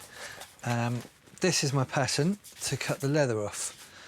I want to see if I can get this as the front. Will it work? Amidst all this black leather, Neil hasn't forgotten EJ's request for a burst of colour. Right, amazing what you find in the bin. But an old high-vis jacket might not be exactly what EJ had in mind. Just trying to think how to incorporate it. So I'm thinking if I put just a flap over the top, one side's the black leather, you turn the flap over and you've got the high-vis. So that's the plan, try and keep both. They do say there's a fine line between creative genius and total madness. Right, I'm going to have to just start cutting. And what I'm going to do here is cut right in the middle of this piece. So it does mean that there's loads of leather almost wasted, which might be the wrong decision since I'm very limited on supply. But I want to keep some of the features of the sofa in. So although that might be a bad decision, it's the one I'm going to stick with. Never fear, Neil. If you do run out of leather, you could use some more of that old lovely high-vis jacket. This is going to be the front of the rucksack that you see from the outside, showing just a little bit of what its former life used to be. With plenty more stitching to do, Neil is heading indoors. I suppose the thought of picking something out of a bin is a bit grotty, but when you spot something like this that can't be used as a coat anymore but has got something I can use, it's quite exciting, isn't it? Neil has to cut out the cleanest sections of the old jacket. Lots of fabric, but is it good enough? And once he's sliced up a few panels of leather, he's ready to stitch them together. I don't sew many triangles, so I think I've got this worked out right. Neil has a vision of marrying high-vis with high fashion. Let's hope that EJ is on a high when he sees the end result.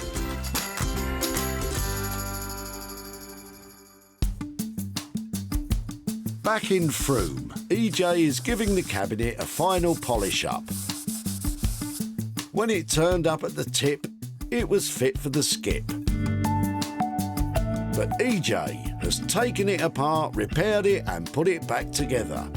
So, how is this blue cabinet looking now?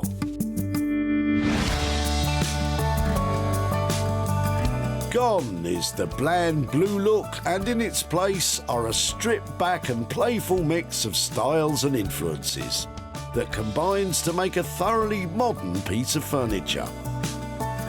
The shaker-style oak shingles make a traditional feature for the doors, and with the oak flooring on top, you'd be forgiven for thinking this was all very straight-laced. That is until you see EJ's impish metallic chevrons, giving out a cheeky smile on either side.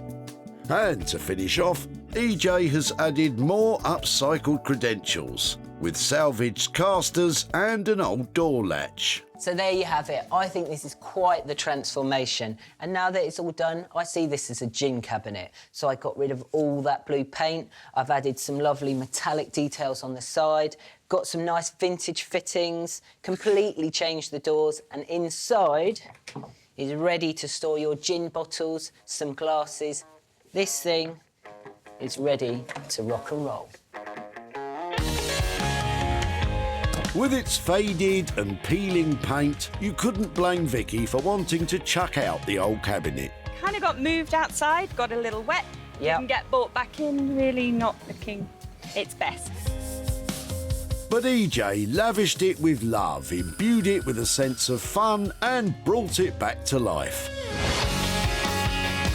After snapping a few pictures, it wasn't long until the cabinet was sold to a gin retailer in Cheshire. Company director Mike explains why it's a perfect fit for his shop. Our tables and stools are all made out of recycled scaffold planks, so I think it really fits in, and we've certainly got enough gin to go in it. And now EJ is in West Byfleet to show Vicky how the makeover turned out. Vicky. Jay. Hello. How are you? I'm very well, how are you? I'm good. So, do you remember at the tip I took your old blue cabinet? I do, indeed. I remember you had plans to do it up yourself, but you didn't have the time. No, and it got abandoned in the garden and was really looking a little sad. So, did you ever imagine after I took it what I might do with it? I just hoped that you did something good with it. Would you like to see what I've done with the cupboard? Absolutely. Yeah, you ready? I'm ready. OK. There you go. Wow, that is fantastic. It's almost unrecognisable, actually. And did you do this yourself? Yes, so this is one of my projects. I've obviously kept it as a cupboard, but I've souped it up. And I decided, you know, once I'd finished it, that this was a cupboard for gin. This is a place to keep your gin. This is a gin cabinet. Absolutely. I did manage to sell it to a little gin shop, and I managed to make a profit. And I've got for you, Vicky... A bottle of gin? No, but you can certainly buy yourself a bottle. I've got for you a profit of £215. That's unbelievable. Oh, my goodness. And do you have any idea what you might spend that on? Well, I promised my best friend Sue and my furniture hunting buddy that I would buy the buns on our next furniture hunting trip, but I feel that may be a rather excessive number of buns. That's a lot of buns, Vicky. So yes, it will buy us a lovely afternoon tea maybe, and I have another very good friend who has been working her socks off to raise money for SANE, the mental health charity. So I think a big chunk of it will be going to her and to SANE. Wow, that is such a good cause. I'm glad to hear it. And a few buns there as well. Absolutely. For you and your mates. Thank you so much, Vicky. Thank you. Enjoy it. Thank you very much. Bye. Bye. Well, I am thrilled with Vicky's reaction. I'm glad that the money's going to go to a good cause and a few buns as well. EJ spent just £5 on materials. He sold the cabinet for £220, leaving Vicky a profit of £215. In East London, Daniel's waiting for EJ to arrive for his first look at the revamped wardrobe. We've made a real transformation on this piece, and it was in a real state when it came in, and now it's super, super glam. So when I got my hands on this wardrobe, admittedly, I thought it was pushing it a bit. But after speaking with Daniel, I got really excited about the plans. So let's go and see what he's done with it. When EJ rescued it from the tip, the wardrobe's future looked bleak. Scarred and stained, it was almost beyond redemption. But then Daniel got to work.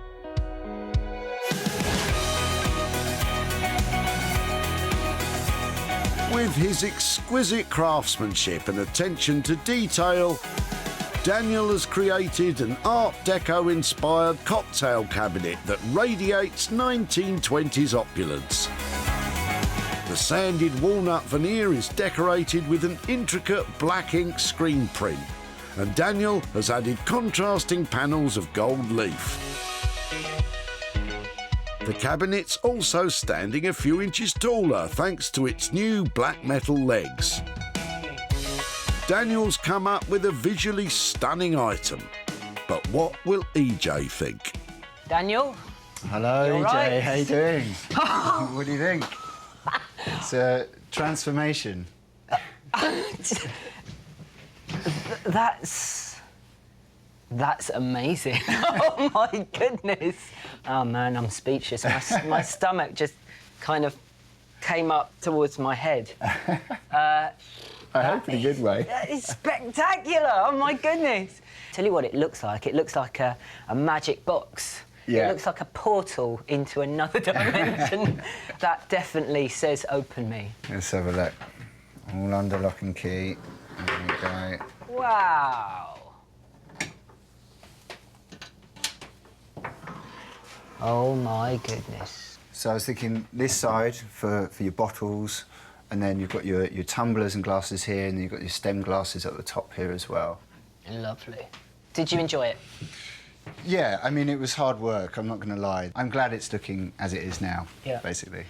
It's just superseded everything we talked about. It's just magical. That's what it is. Hate to talk about money, but did you manage to stay within budget? Yeah, I stayed within budget. It was maybe more time than I thought it would be. But yeah, budget-wise, I think we're fine. Oh, I love it. That's a fantastic bargain for that budget. Thank you so much. Thank you, sir. I will see you very soon. Cheers. Take it easy. You too. Wow, I thought I'd be impressed when I came here. Daniel's nailed it again. That is a truly beautiful piece. I am well impressed. David was dumping the wardrobe, but EJ caught him just in time. Hello. Do you need a hand? Yes, please. He took the wardrobe to Daniel, who poured his heart and soul into turning it from dowdy to desirable. An online buyer purchased the cocktail cabinet, and now EJ is back in Woking to catch up with David and show him the transformation. Hello. David. Nice to meet you again. How are you? You all right? All right, thank you. Good stuff. So, I took your wardrobe away. Yes. You were going to smash it up, weren't you? On this drive, yeah. Yeah, well, I'm so glad you didn't, because I took it to a lovely chap called Daniel in London, and he worked his magic. Did you have any ideas what we might do with it? Not a clue. No? Not a clue. Would you like to see what Yes, we did please. with it? Right. Here it is. So, as you can see, it's a completely different kind of cupboard. Wow. So he What a really, picture. really tidied it up. Wow. And that's incredible. He printed onto it this lovely deco design. He popped some legs on it. It looks pretty special, doesn't it? It looks amazing. So you're glad you didn't smash it up? I'm really glad that I gave it to you, Yeah. EJ, yeah. Fantastic. Well, look, we did manage to sell it and make a profit. Oh, did you? And so I've got some money to give to you. I have it. I've got for you, Dave, £385. Blimey, fantastic. Fantastic, that is fantastic. Yeah?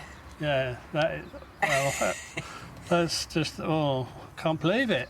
It's our anniversary at the end of the week, so we're about to treat ourselves. Fantastic, so that's what you're going to use it for? Yeah. Well, that is a fantastic way to spend the money. I wish you a happy anniversary. See you later, Dave. Thank you very much. Have a really good time. Thank you. Oh, my goodness. Dave was absolutely speechless when I handed that cash over to him. And what a great windfall to celebrate his wedding anniversary with. It cost £600 to reimagine the wardrobe. It was sold online for £985, making a whopping profit of £385 for David. EJ is back in Marlow to meet up with Neil. I'm both curious and excited to see what he's done with all that sofa leather I left him. I hope I'm getting some bags. Neil is never afraid to take risks, but will his crafty use of an old high-vis jacket turn out to be too much of a gamble? Right, well, EJ's on his way. He's coming to pick up his old black leather sofa. I think he will be pleasantly surprised by the transformation. It's not just an ordinary black leather sofa anymore. Not many bag makers would take on a beaten-up leather sofa, throw in a splash of high-vis and turn it into rucksacks. But then not many bag makers are Neil Ragg.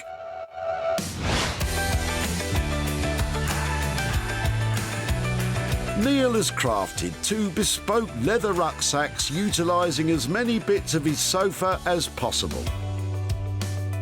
But the feature that really catches the eye is the triangular panel, one side made of high-vis jacket, the other black leather sofa. To give the wearer the choice between style or safety, 3 brass carabiner clips allow easy reversal. Neil has raided his store of cast-off car seat belts to make sturdy shoulder straps. It looks as if Neil's stuck to the brief. But will EJ give his seal of approval? Whoa, look at those. What do you think? Hello. Wow. You asked for a couple of rucksacks. We've just got a couple of rucksacks. That's amazing. There's your black leather sofa. Yeah, these are hot, Neil. So what we've got here is safety features. You've got your black leather sofa turned into a rucksack, but it could save your life. Yeah, this is a lovely extra. An old high-vis jacket, it was going to be thrown away, but I've cut out what was not dirty and turned them into these panels, which you can interchange between the high-vis safety feature or just smart black Look at leather. that. So this bit says, look at me, I've got a sensible bag. And then this says, but I like to do adventurous things. These are fantastic. Budget-wise, we talked about $120 per bag. How did you get on with that? What I've been able to do is keep the leather raw and unlined because the back of the leather is really nice. So not only has that kept the weight down, it's kept the price down. So, yes, we're in budget. Fantastic. Good. Fantastic, Neil. OK, I'm going to go and sell them, and I'll see you again. 2 fantastic bags. They're high-end, they're high-vis. What more could you possibly want from a pair of bags? Ace.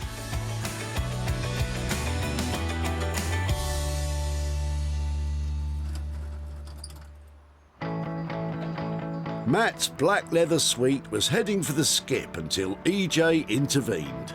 It looks like it's had a lot of good use, is that right? Little kids, yeah. Yeah? Jump the guts out of it. Yeah, I've haven't seen a bit of cereal down the side there. Who better to upcycle some leather than Neil? With a bit of imagination and an old working jacket, Neil came up with 2 idiosyncratic rucksacks. The rucksacks were sold to a London bike shop, and owner Stuart is confident they'll sell. They're very nice. I like the recycled element to them. I love the reflective bits. I think they're going to sell well. With some cash in his pocket, EJ's in Chertsey to show Matt and his wife Hayley what became of the leather suite. Hello. Matt. How are you? How are you? Not too bad, yeah, not too bad. So last time we saw each other, we were down at the recycling centre. That's right, yeah. And you were unloading that massive leather sofa. I remember. Just remind me one more time, why were you getting rid of it? It had its day. It was ripped, covered in food, and yeah, broken to pieces. So. Yeah. So I thought we could do something really useful with all that leather. So I took it to a really great maker called Neil. Okay. And he did something really amazing with it. You want to have a look? I do, yeah. OK, you ready? Yeah. Right. So he made these. Wow. What do you think of So he's that? made bags out of a sofa? Yeah. So a couple of rucksacks. That's our old sofa? What do you think of that? That's really good. Did you ever think it was going to go on to become bags? No, not in a million years. No. So you're happy with them, yeah? 100%, yeah. Well done. Well, the other good news is I managed to sell them to a cycling shop in London. Got a bit of profit for you, £60. Brilliant. Any idea what you put that towards? I'm sure she'll spend it somehow. Shopping. There you go. Cool. All right, well, look, have Thank you very fun much. shopping. Will do. And thanks very much. Lovely, thank you. Bye. Wow, Matt was really impressed with what Neil had managed to do with his old leather sofas, and it was really lovely to give him a bit of cash, even though it wasn't in his hand for very long. Neil made the 2 rucksacks for £240 and they sold for £300, giving Matt a profit of 60 quid.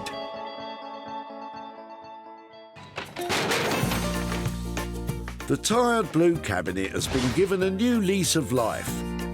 The dull wardrobe is now a fabulous cocktail cabinet. And the black leather suite has become 2 trendy rucksacks.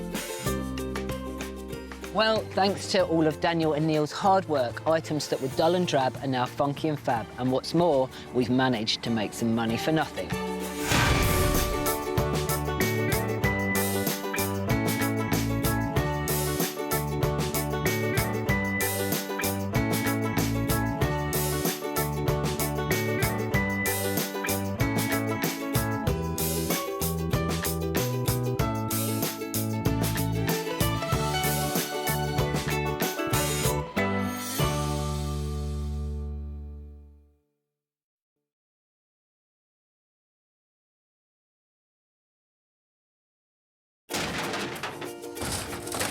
Oh, I like the look of your rubbish. How do you make money for nothing? What are you dropping off? Anything exciting? The answer could be hiding in the 20 million tonnes of household waste we throw out every year. I quite like the look of your chair. I've not seen one like that before. That's why entrepreneur Sarah Moore wants to get her hands on things before they hit the skip.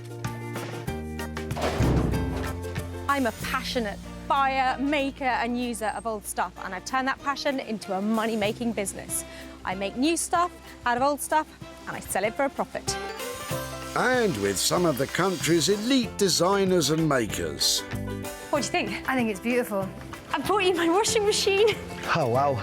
She can transform her finds into desirable, What have you done? valuable, Oh, I love them. Good. And let's hope, saleable items. That is one clever sandwich. If Sarah is successful, then she can hand the profits back to the very people who had no idea there was cash to be made from their trash. Oh, she smashes it out lovely.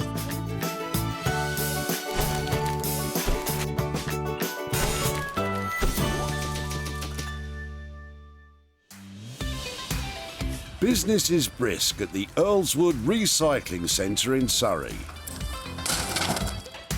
Well, I am loving being in this leafy Surrey suburb, but with so much rubbish coming in, you might think it'd be tricky to see the wood for the trees. But it's OK, because I've got my eye in, and I'm going to cherry-pick the best bits.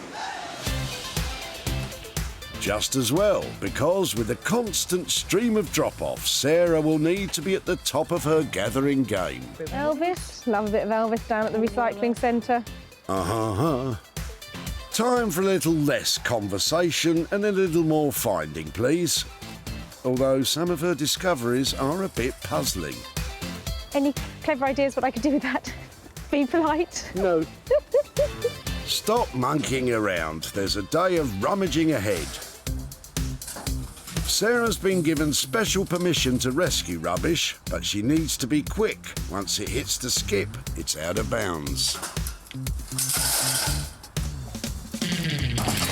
Sarah's waiting to pounce on that perfect potential project. And Roger has an intriguing bundle stuffed in the back of his estate. Oh, hello. Morning. How are you? All right. Giving up the surfing then? I've tried to give them away. We All right. went to a surfing centre yesterday and he says, I just don't want it. Roger was trying to offload 2 mouldy-looking windsurf sails and support poles, or booms. And what kind of condition are those in? So-so. They've been stored for quite a few years since my children have given up. Right. And my main thing was sailing as opposed to windsurfing. OK. When was the last time they were on the water? About 15 years or so ago. Excellent. Well, Sadly you've enough. held on for them for long enough. Rather than it being thrown away, can I take it away instead? By all means, it'd be lovely for it to have another home. This falls into the category of loads of material here that hopefully I can use to make something out Absolutely. of. So, Not a dress, though. no dresses. I might make a dress out of it now. Whether Sarah's planning dresses or not, she's definitely after all that material. If it does make something lovely, can I come and show you what I've done with it? Oh, by all means. My wife Brilliant. would love to see it. She's an art teacher, so I'm certain it would be very artistic. The pressure. OK, well, I will do my best by it. Roger gives his gear one final wave. But what does he think will happen to his aged aquatic apparatus?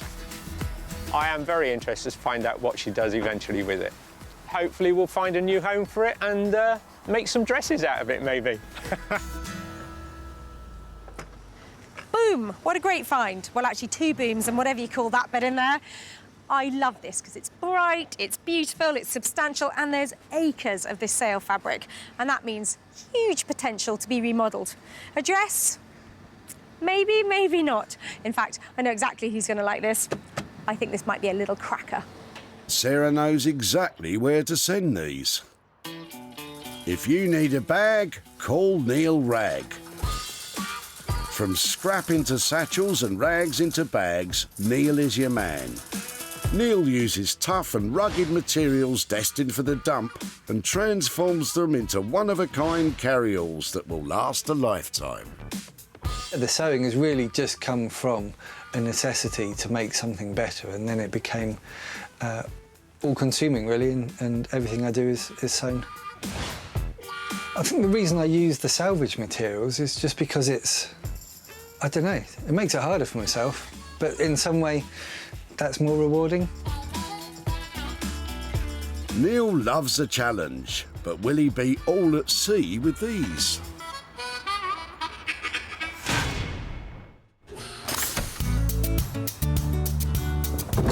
With one item in the bag, Sarah's on the search for a second. Nothing in there. Kate's hatchback looks full of interesting stuff. Oh, look at this, come here. Hiya. Hello. What are you throwing away? It's an old desk that I think could be quite easily recycled in some way, but... You've had enough of it, had you? Yeah, I've had enough of it, yeah. Have you had it for long? 10, 15 years, but I know it's older than that. I reckon, looking at that, late 60s, very early 70s, something like that. Yeah, I would have thought so. You got all the legs and all the bits? All the legs are there, and all the drawers are there. This one is a double one, it's a false. The other 2 are 2 singles, and then this one, as you can see on this side, that side is a double. This one is a double one. Apart from 2 missing handles, the desk seems to be all present and correct. I think it's got potential to be given a new lease of life. I think it has too. It's just a shame. I took it somewhere today and they couldn't take it, so I'm afraid it's got to go. Well, can it come my way? And it can come your way quite easily. Oh, brilliant. Well, it's got a look to it. I'm not sure it'll be everybody's cup of tea, but I'm sure it can be remodelled and made into something fresh and appealing again. So yeah, definitely. Shall I give it a go? Yes, why not? Brilliant. OK, well, can I come and find you? Yeah. If it's transformed into something less retro, can I come and find you and show what I've done? Yeah. Brilliant. OK, well, I shall take all of that and say thank you very much. You're welcome. Sarah has her second item, but what does Kate think she'll do with it? I'm really pleased, actually. I think a paint job and a little bit of a revamp and it'd be something really useful for somebody. It would make a great computer desk, actually. Well, it's a tricky one, this one. I think it's a desk. Could be a dressing table. It's got some style about it. Those legs, well, they're quite cool, but the rest of it, it's a bit hit and miss. But something is going to have to be done to turn a profit on this. And Sarah knows just a maker who could make that happen. Norman Wilkinson. Norman uses his 25 years of working with wood to create handmade, one-of-a-kind furniture that's built to last. If you're making a tabletop out of reclaimed timbers and everything, no 2 tops will be the same. So it's tactile, it's always got its own mind. It's beautiful. I hope that people will see when they buy it that we've put our heart and soul into it, and we put as much love as we can. So hopefully that comes out into it. Well, Norman, Sarah's bringing you an old desk that needs all the love and attention you can spare. With 2 items tucked away, Sarah's looking for something to work on herself. I can't bear waste. Oh dear. And what delightful discards does Anne have in the back of her car? Excuse me. Sorry, hi there. Hello. Hi, I'm Sarah. I'm Anne. How do you do? I love the look of the stuff in your boot. Are you moving? Yes, we're downsizing. What exactly is that? Well, it's a radiant heat lamp. May I take a closer look? Yes. So what was that used for? Well, it was for my mother's bad back. This iconic-looking object was once considered a state-of-the-art home treatment for all sorts of aches and pains.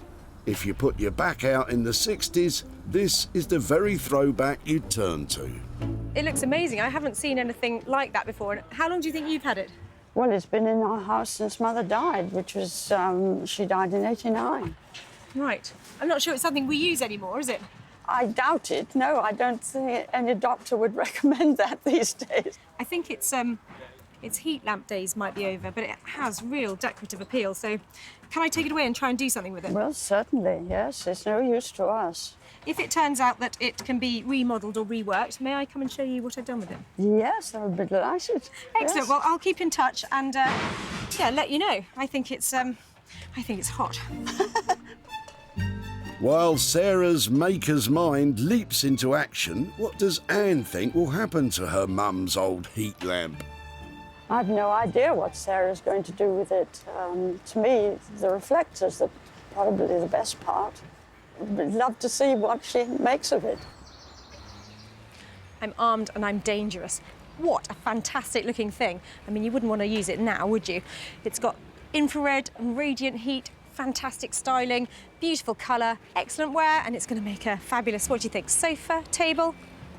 You know what it's going to be. And it's going to be beautiful. Sarah has her 3 items. Neil will work on the sails, Norman will try and rejuvenate the desk, and Sarah plans to turn up the heat on the lamp. Well, the gates are closing now, but we came, we saw, and we gathered. And I'm so pleased with the things I found here today. There's some cracking items, huge amount of potential, but lots of work ahead.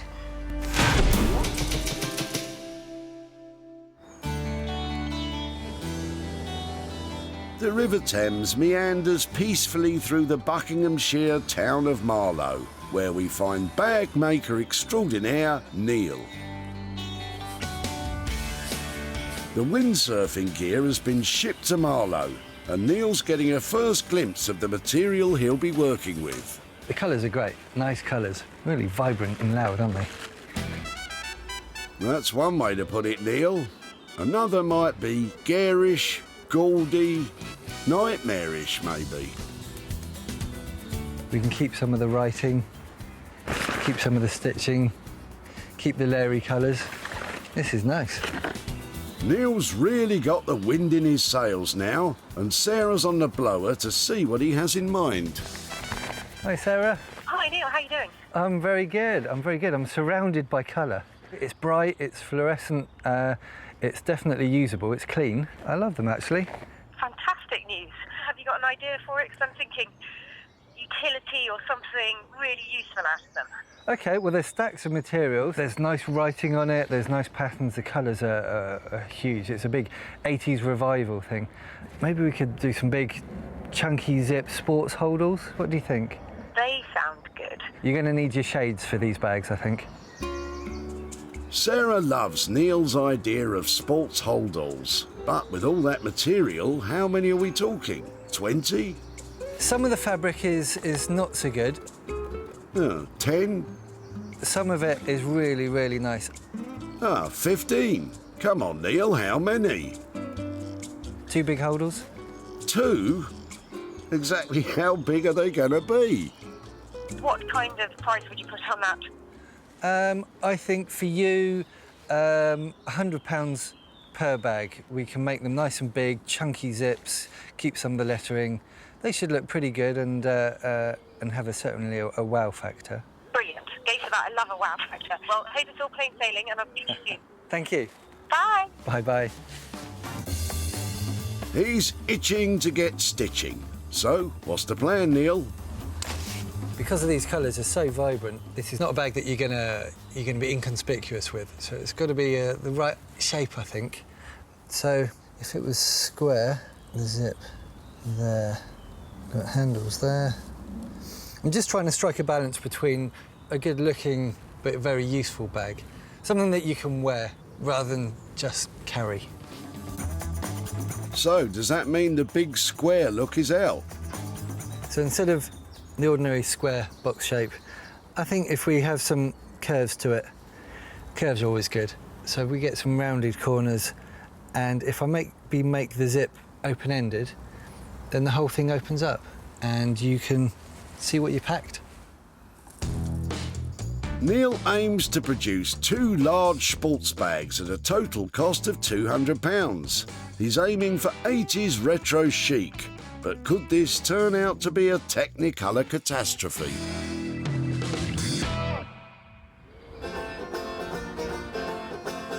Is Sarah off her trolley, or can her desk be saved from destruction? She's in East Sussex, delivering the desk to Norman. How you feeling, Norman? Always anxious. I think that's the only way to describe it.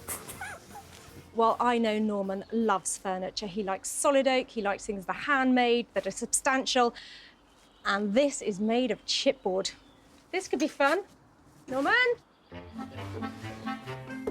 The moment of truth. Well, this is a little beauty, isn't it? Sometimes Norman is so hard to read. Are you underwhelmed? Whelmed is not the word. It's not love at first sight, but Sarah's a determined matchmaker. And Norman's wondering how many matches he could make out of all this wood. There are hidden benefits, ones with legs. Fantastic. You've almost saved the day with these, haven't you? Absolutely super. Anyway. I have got a plan, but I'm not sure if you're going to like it. Better make it a good plan, Sarah. He's armed with a leg. I was thinking about removing the carcass and using the drawers and the styling to make a new piece of furniture. OK. Maybe introducing brand new material like ply. Ply as in? Quality ply, the kind of stuff you want to look at just the way it is. I was thinking perhaps use the 2 small drawers to make a sleek, slimline desk. Fancy it? Yeah, I think we can have a go at it. What are you going to do with these then? I totally don't know. I think these will have to be a surprise. I think we need to sleep on it and decide where we're going. A revamp of the desk and a surprise thrown in. Sounds expensive. Is there a price that you can put on that? I reckon something like that will cost, to get it all singing and dancing, £395. Perfect. I was hoping it wouldn't go above a 4, so 395 is brilliant. Well done. On the money. On the money? Always on the money. Thank you very much. Thank you. You be good. Bye. This could be quite a tricky project. Norman's not really a ply guy, so for this job, he'll be reaching for the sharpest tool in the box. His own brain. Using a new material is always fun because you've got to learn about it. So yeah, it'll be a good one, but hopefully get it right. Well, he was never going to love it, was he? But I think he's embraced it. I think a ply exterior is going to make it look really cool. And after he's finished with it, we're all going to love it. Sarah's agreed a budget of £395 for Norman to transform the desk. But he's using a completely new material. So this project could be all ply in the sky. With her team of crafty creatives up and running, Sarah's at home in West Sussex. She's hoping to bring a little sunshine to the heat lamp. Bramble's intrigued. Well, as a piece of 1950s design, this is beautiful. I love the shape of it. But as a health and safety thing, what a nightmare. I mean, can you imagine having that in your house today? It was a radiant heat lamp, so this would have been tinging when it was hot. So the best thing we can do with this is make it into lighting because its style is fantastic. It just needs a bit of careful rethinking. First things first, strip it down to basics. Well, I've set aside the electrics to concentrate on the aesthetics. I want it to be crisp and colourful, so I'm going to polish it up and then give it a lick of paint. First of all, though, I'm going to clean up this interior with some car polish, the kind of abrasive stuff that normally takes off a layer of paint. It should bring it up really well. Well,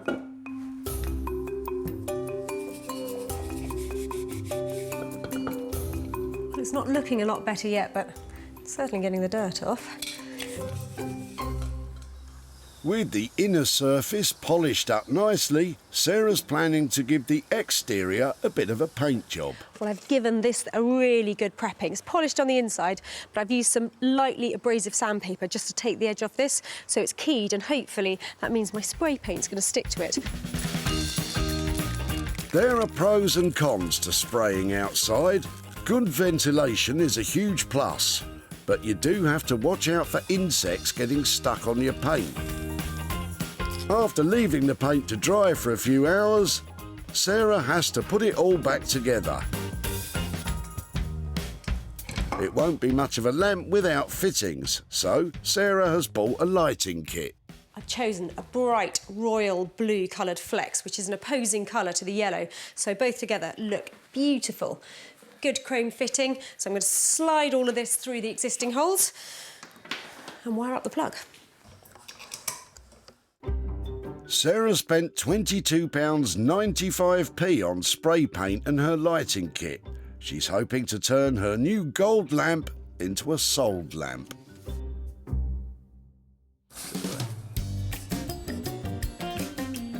In Marlow, Neil's blueprint of his sports bag design is ready to make the leap from paper to fabric. So the bag's going to be, I don't know, what, sort of that-ish, like that. OK. Bigger than that, right. Blimey, whatever happened to measuring twice? I've got one shape drawn so far, and that's it. So the rest of it, I'm just going to wing it and just see how it works. Hopefully there's enough fabric to make the odd mistake. You're not filling us with confidence here, Neil. I'm just going to start cutting. The pieces that Neil is about to cut will form the ends of the bag. These will determine the entire shape of the holdall, so these first cuts are critical. Ooh, you can cut the tension with a sharp pair of scissors. Well, that's a good start. At least after the first cut, it hasn't just disintegrated. So far, so good. Yeah, a disintegrating bag certainly wouldn't be top of my Christmas list, Neil. We've got some ends now, 2 ends, loads of colour. The length will be determined by the zips that I've got lying about, so I'm going to need to find what chunky zips I've got first. So these are the ones that I'm going to use. So I think these are 30 centimetre zips. No, much longer than that. 57 centimetre zips. With the chunky zips sourced and the length of the bags decided, Neil can cut out the remaining panels. That's all the cutting done. I think it's now time to sew. Indoors, Neil's sewing machine is threaded up and ready to roll. All right, these are ready-made handles. The first task is to make handles for the bag ends, and the windsurf harness seems to fit the bill. I mean, you've got to hope that the fabric's going to hold it, actually. Well, it's endured some hefty wind in its time, so here's hoping. It doesn't flow particularly easily through the machine. It's a bit sticky. It's not the neatest so far. Phrases like "not the neatest" aren't what we want to hear at this stage, Neil. There's a great big thick piece of webbing stuck in the middle that machine won't go through. And this doesn't sound good either. Neil's having to switch to his most powerful machine.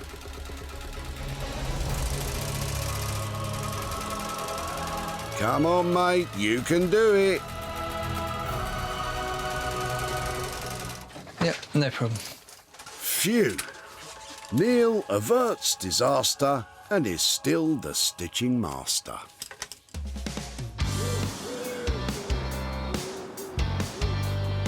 In East Sussex, Norman's formulating a master plan to give this desk a top-drawer refurbishment.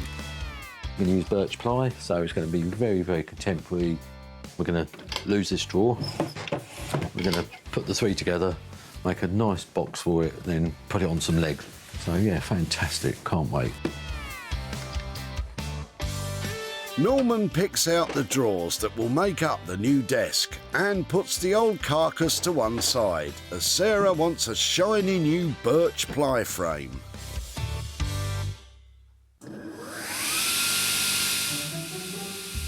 Birch ply is made up of thin layers of, can you guess?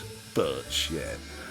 It's a very strong material indeed, so it's ideal for Norman's new desk. It's got quite nice grains going through it, it's got a nice pattern here. We just need to decide which part we're going to use for the top. You know, we're so excited. I mean, you can see here that it's got these little like biscuit things they cut in, so we can't use that section. So, but I think the other side is the Bella one. Before he starts cutting, time for a few careful measurements. Beautiful. Birch ply isn't cheap, so Norman doesn't want any mistakes. You know the old saying, don't you? Measure once, cut twice.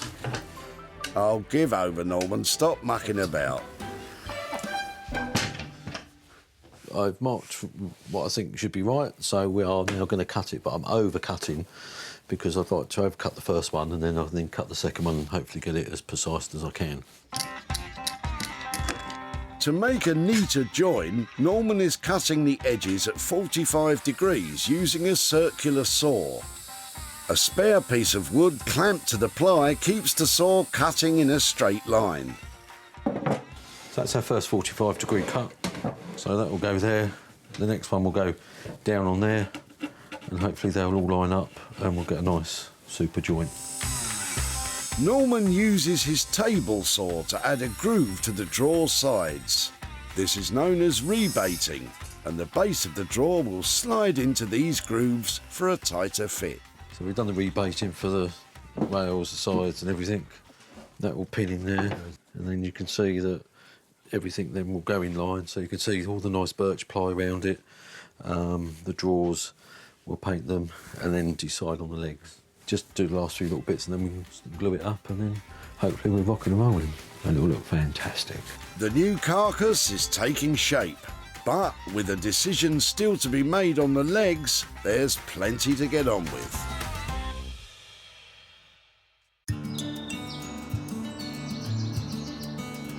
In West Sussex, Sarah's putting the finishing touches to the desk light.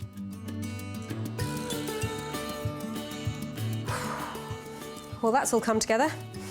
Better find out if it works. Sarah's tricky task was to retain the retro charm of the heat lamp, whilst making it a thoroughly modern piece of lighting. Will the end result be dazzling? Well, that is a bright light. Sarah's polishing job has certainly paid off. And the yellow paint contrasts smartly with the blue braided flecks. The light has been pack tested and checked by a qualified electrician to ensure it meets all UK safety standards. It might not be giving off much heat now, but the reflected light and buttercup gold will radiate warmth into any home. That is really bright, but definitely working. And that yellow, that's a winner.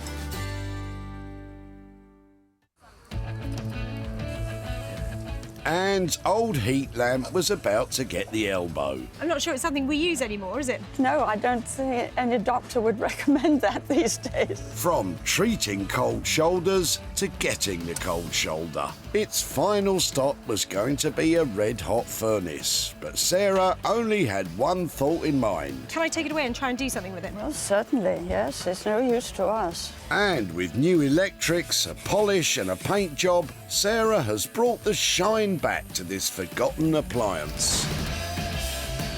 The lamp was bought by a vintage and industrial lighting shop in Foy, Cornwall, and owner Sinead thinks her customers will love it.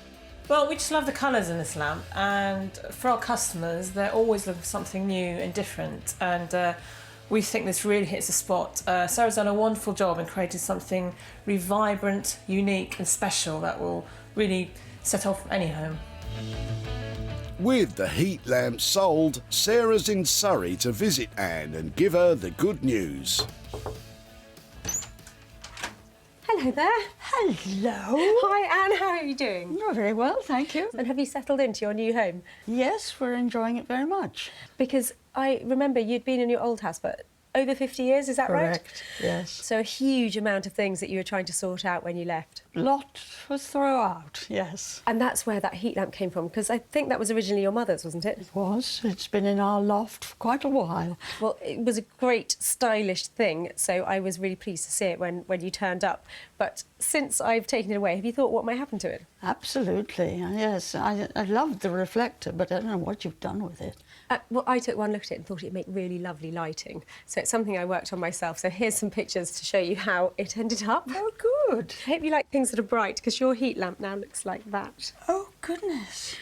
I took it back to its metal, just sanded it down, and then repainted it in a very bright yellow. I don't know what came over me, but I woke up that morning and just thought it had to be yellow. So what do you think about that?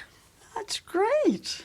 I think that's marvellous. It definitely has a new lease of life. It cleaned up beautifully and it's bright, and it's sold to a shop in Cornwall who specialises in lighting. So I've got some profit from the sale. Ooh, that's There's, exciting. £2.05 and another 80 there. Goodness, that's much more than I ever dreamed of. Really? Oh, good. I like a surprise. So what might you do with that? Well, I still have to ask my husband. I think we'd probably buy something for the flat, yeah. Fantastic. Well, that would be great. Something from the loft. If it furnishes your house here, then I think that would be lovely. And so pleased you've settled in. Yes, well... See you at the recycling centre. Thank you so much. That's Thank you. super. Bye-bye. Bye-bye. Well, isn't that great? The heat lamp is buying housewarming presents. Doesn't get better than that. Sarah spent a total of £67.95 on the lamp. It sold for £150, which left a profit of £82.05.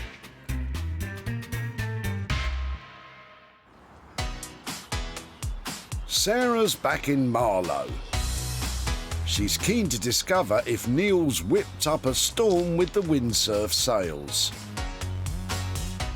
Well, this could be really exciting. I'm back to see Neil, and he's had a proper look at those windsurf sails. He says the colours are fantastic, they're bang on trend and really fashionable to make bags out of.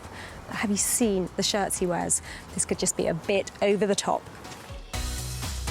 There's normal over the top, and then there's Neil's over the top. I think they've turned out pretty amazing utility sports bags. Something definitely very unique. I love them. I hope she will. The windsurf sail material was so tough it almost got the better of Neil's sewing machines, but not quite.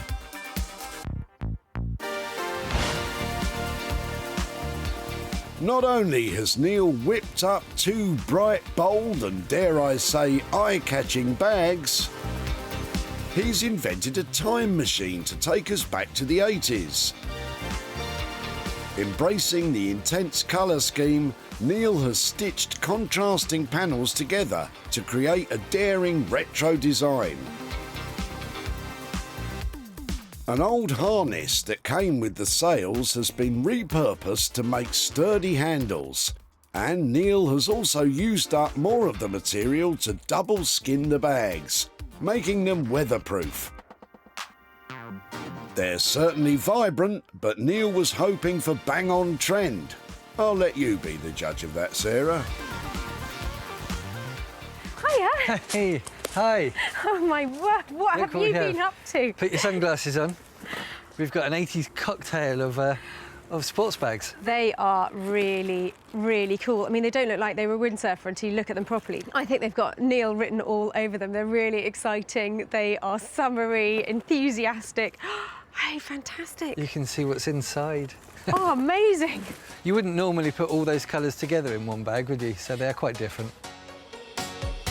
Different, I'll say.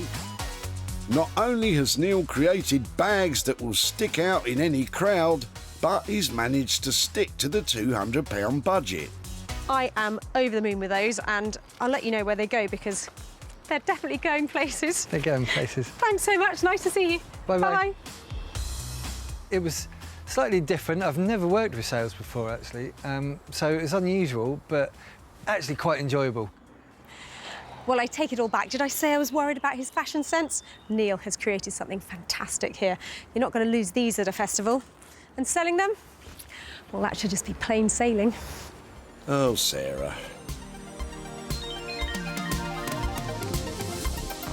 Languishing in Roger's garden shed for 15 years, the windsurfing sales were destined for the skip until Sarah intervened. Nobody uses them anymore, so sadly, this is where they're coming. It took all of Neil's needlework nous to turn this unlikely material into 2 sellable holdalls. And through some internet magic, Sarah's found buyers for the bags. Now she's heading to Roger with the good news. Hello there. Good morning. How are you doing? Very well. Lovely day. So you've landed in your new spot. Oh, yeah, we just can't believe where we are. It's magic. It looks lovely, doesn't it? I was so excited when I saw you at the tip with your Windsurfer sales. What would you have done with them? Well, you can make other things. You can certainly get jackets made out of them. And the other thing is people make carrier bags, you know, sort of put all your sailing kit in and things like that. Oh, well, kit bags, that's a great idea. That's the one we went with. I work with a fantastic bag maker called Neil, and he says if he can get a needle through it, he will make something out of it that becomes useful and practical again. So I've got pictures here. Here is what your sails now look like. Oh, I see. That's amazing. He made 2... Aren't they brilliant? ...huge sail bags out of your windsurf sails. I'm so impressed. He's put in practical, big, chunky zips. He's used recycled straps, and he has used every part of them that he could. He's got little windows made out of the windows of the Windsurfer, and they have got a whole new lease of life. Oh, super. Do you like them? Brilliant, yeah. People just love them. They sold instantly. And there's a profit of £125 here for your old sales. Good grief. Thank you so much. So do you have a thought about where that money might go? I know exactly where it's going. I've got a duathlon that I'm doing on Sunday. Right. And this is going for cancer research. Wow. That's where it's going. Thank you so much. I'm so pleased to hear that. Lots of luck in the duathlon, and thank you. These have brought joy to everybody who's looked at them, so, and a great cause for that. Good luck. Thank you so much. Great to catch up. Brilliant. Bye-bye. Bye. Well, I'm really pleased that Roger liked those bags as much as I did. I mean, how couldn't he? They're set sail and they're going on a new journey. Neil made the holdalls for £200 and they sold for £325, leaving Roger a profit of £125 to donate to charity. With a tidy profit for the windsurf sales in the bag, Sarah's in East Sussex to see if Norman's conquered the desk. Well, admittedly, I dropped off a desk to Norman that lacked character. In fact, it lacked everything. I threw him in at the deep end, and now I'm here to see if he can swim.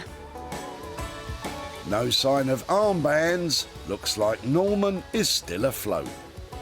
We're working with a different material than we normally do, so yeah, we learned along the way, but yeah, it went together in the end quite well.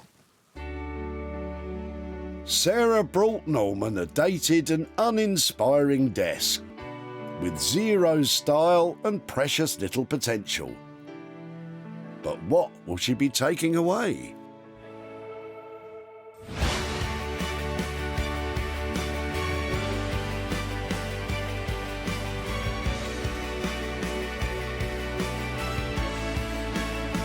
Norman has been busy, with not one but two pieces of furniture. He's built a sleek birch plywood desk based around the three old drawers. The original handles have been replaced with birch ply, and Norman's muted colour scheme emphasises the contemporary feel of the piece. And since he couldn't decide what to do with the legs, Norman crafted a little companion piece. The rectangular tabletop is an ideal home for the old desk legs and makes a perfect coffee table. But what will Sarah think? Norman? Hello, you. They're your two bits. No way. Yeah. No way. We've gone slightly different than we normally do, haven't we? It's a bit modern. Oh, Norman, who knew you had that in you? Look how cool and crisp it is. And I can't believe it. In my head, that desk was deeply unattractive, and I can't see a shred of it left. So you've used the drawers and the legs. We've used the drawers and the legs, and the rest we threw away. It's really cool. I love it. Fantastic. Oh, I'm glad you liked it. That makes it all worthwhile.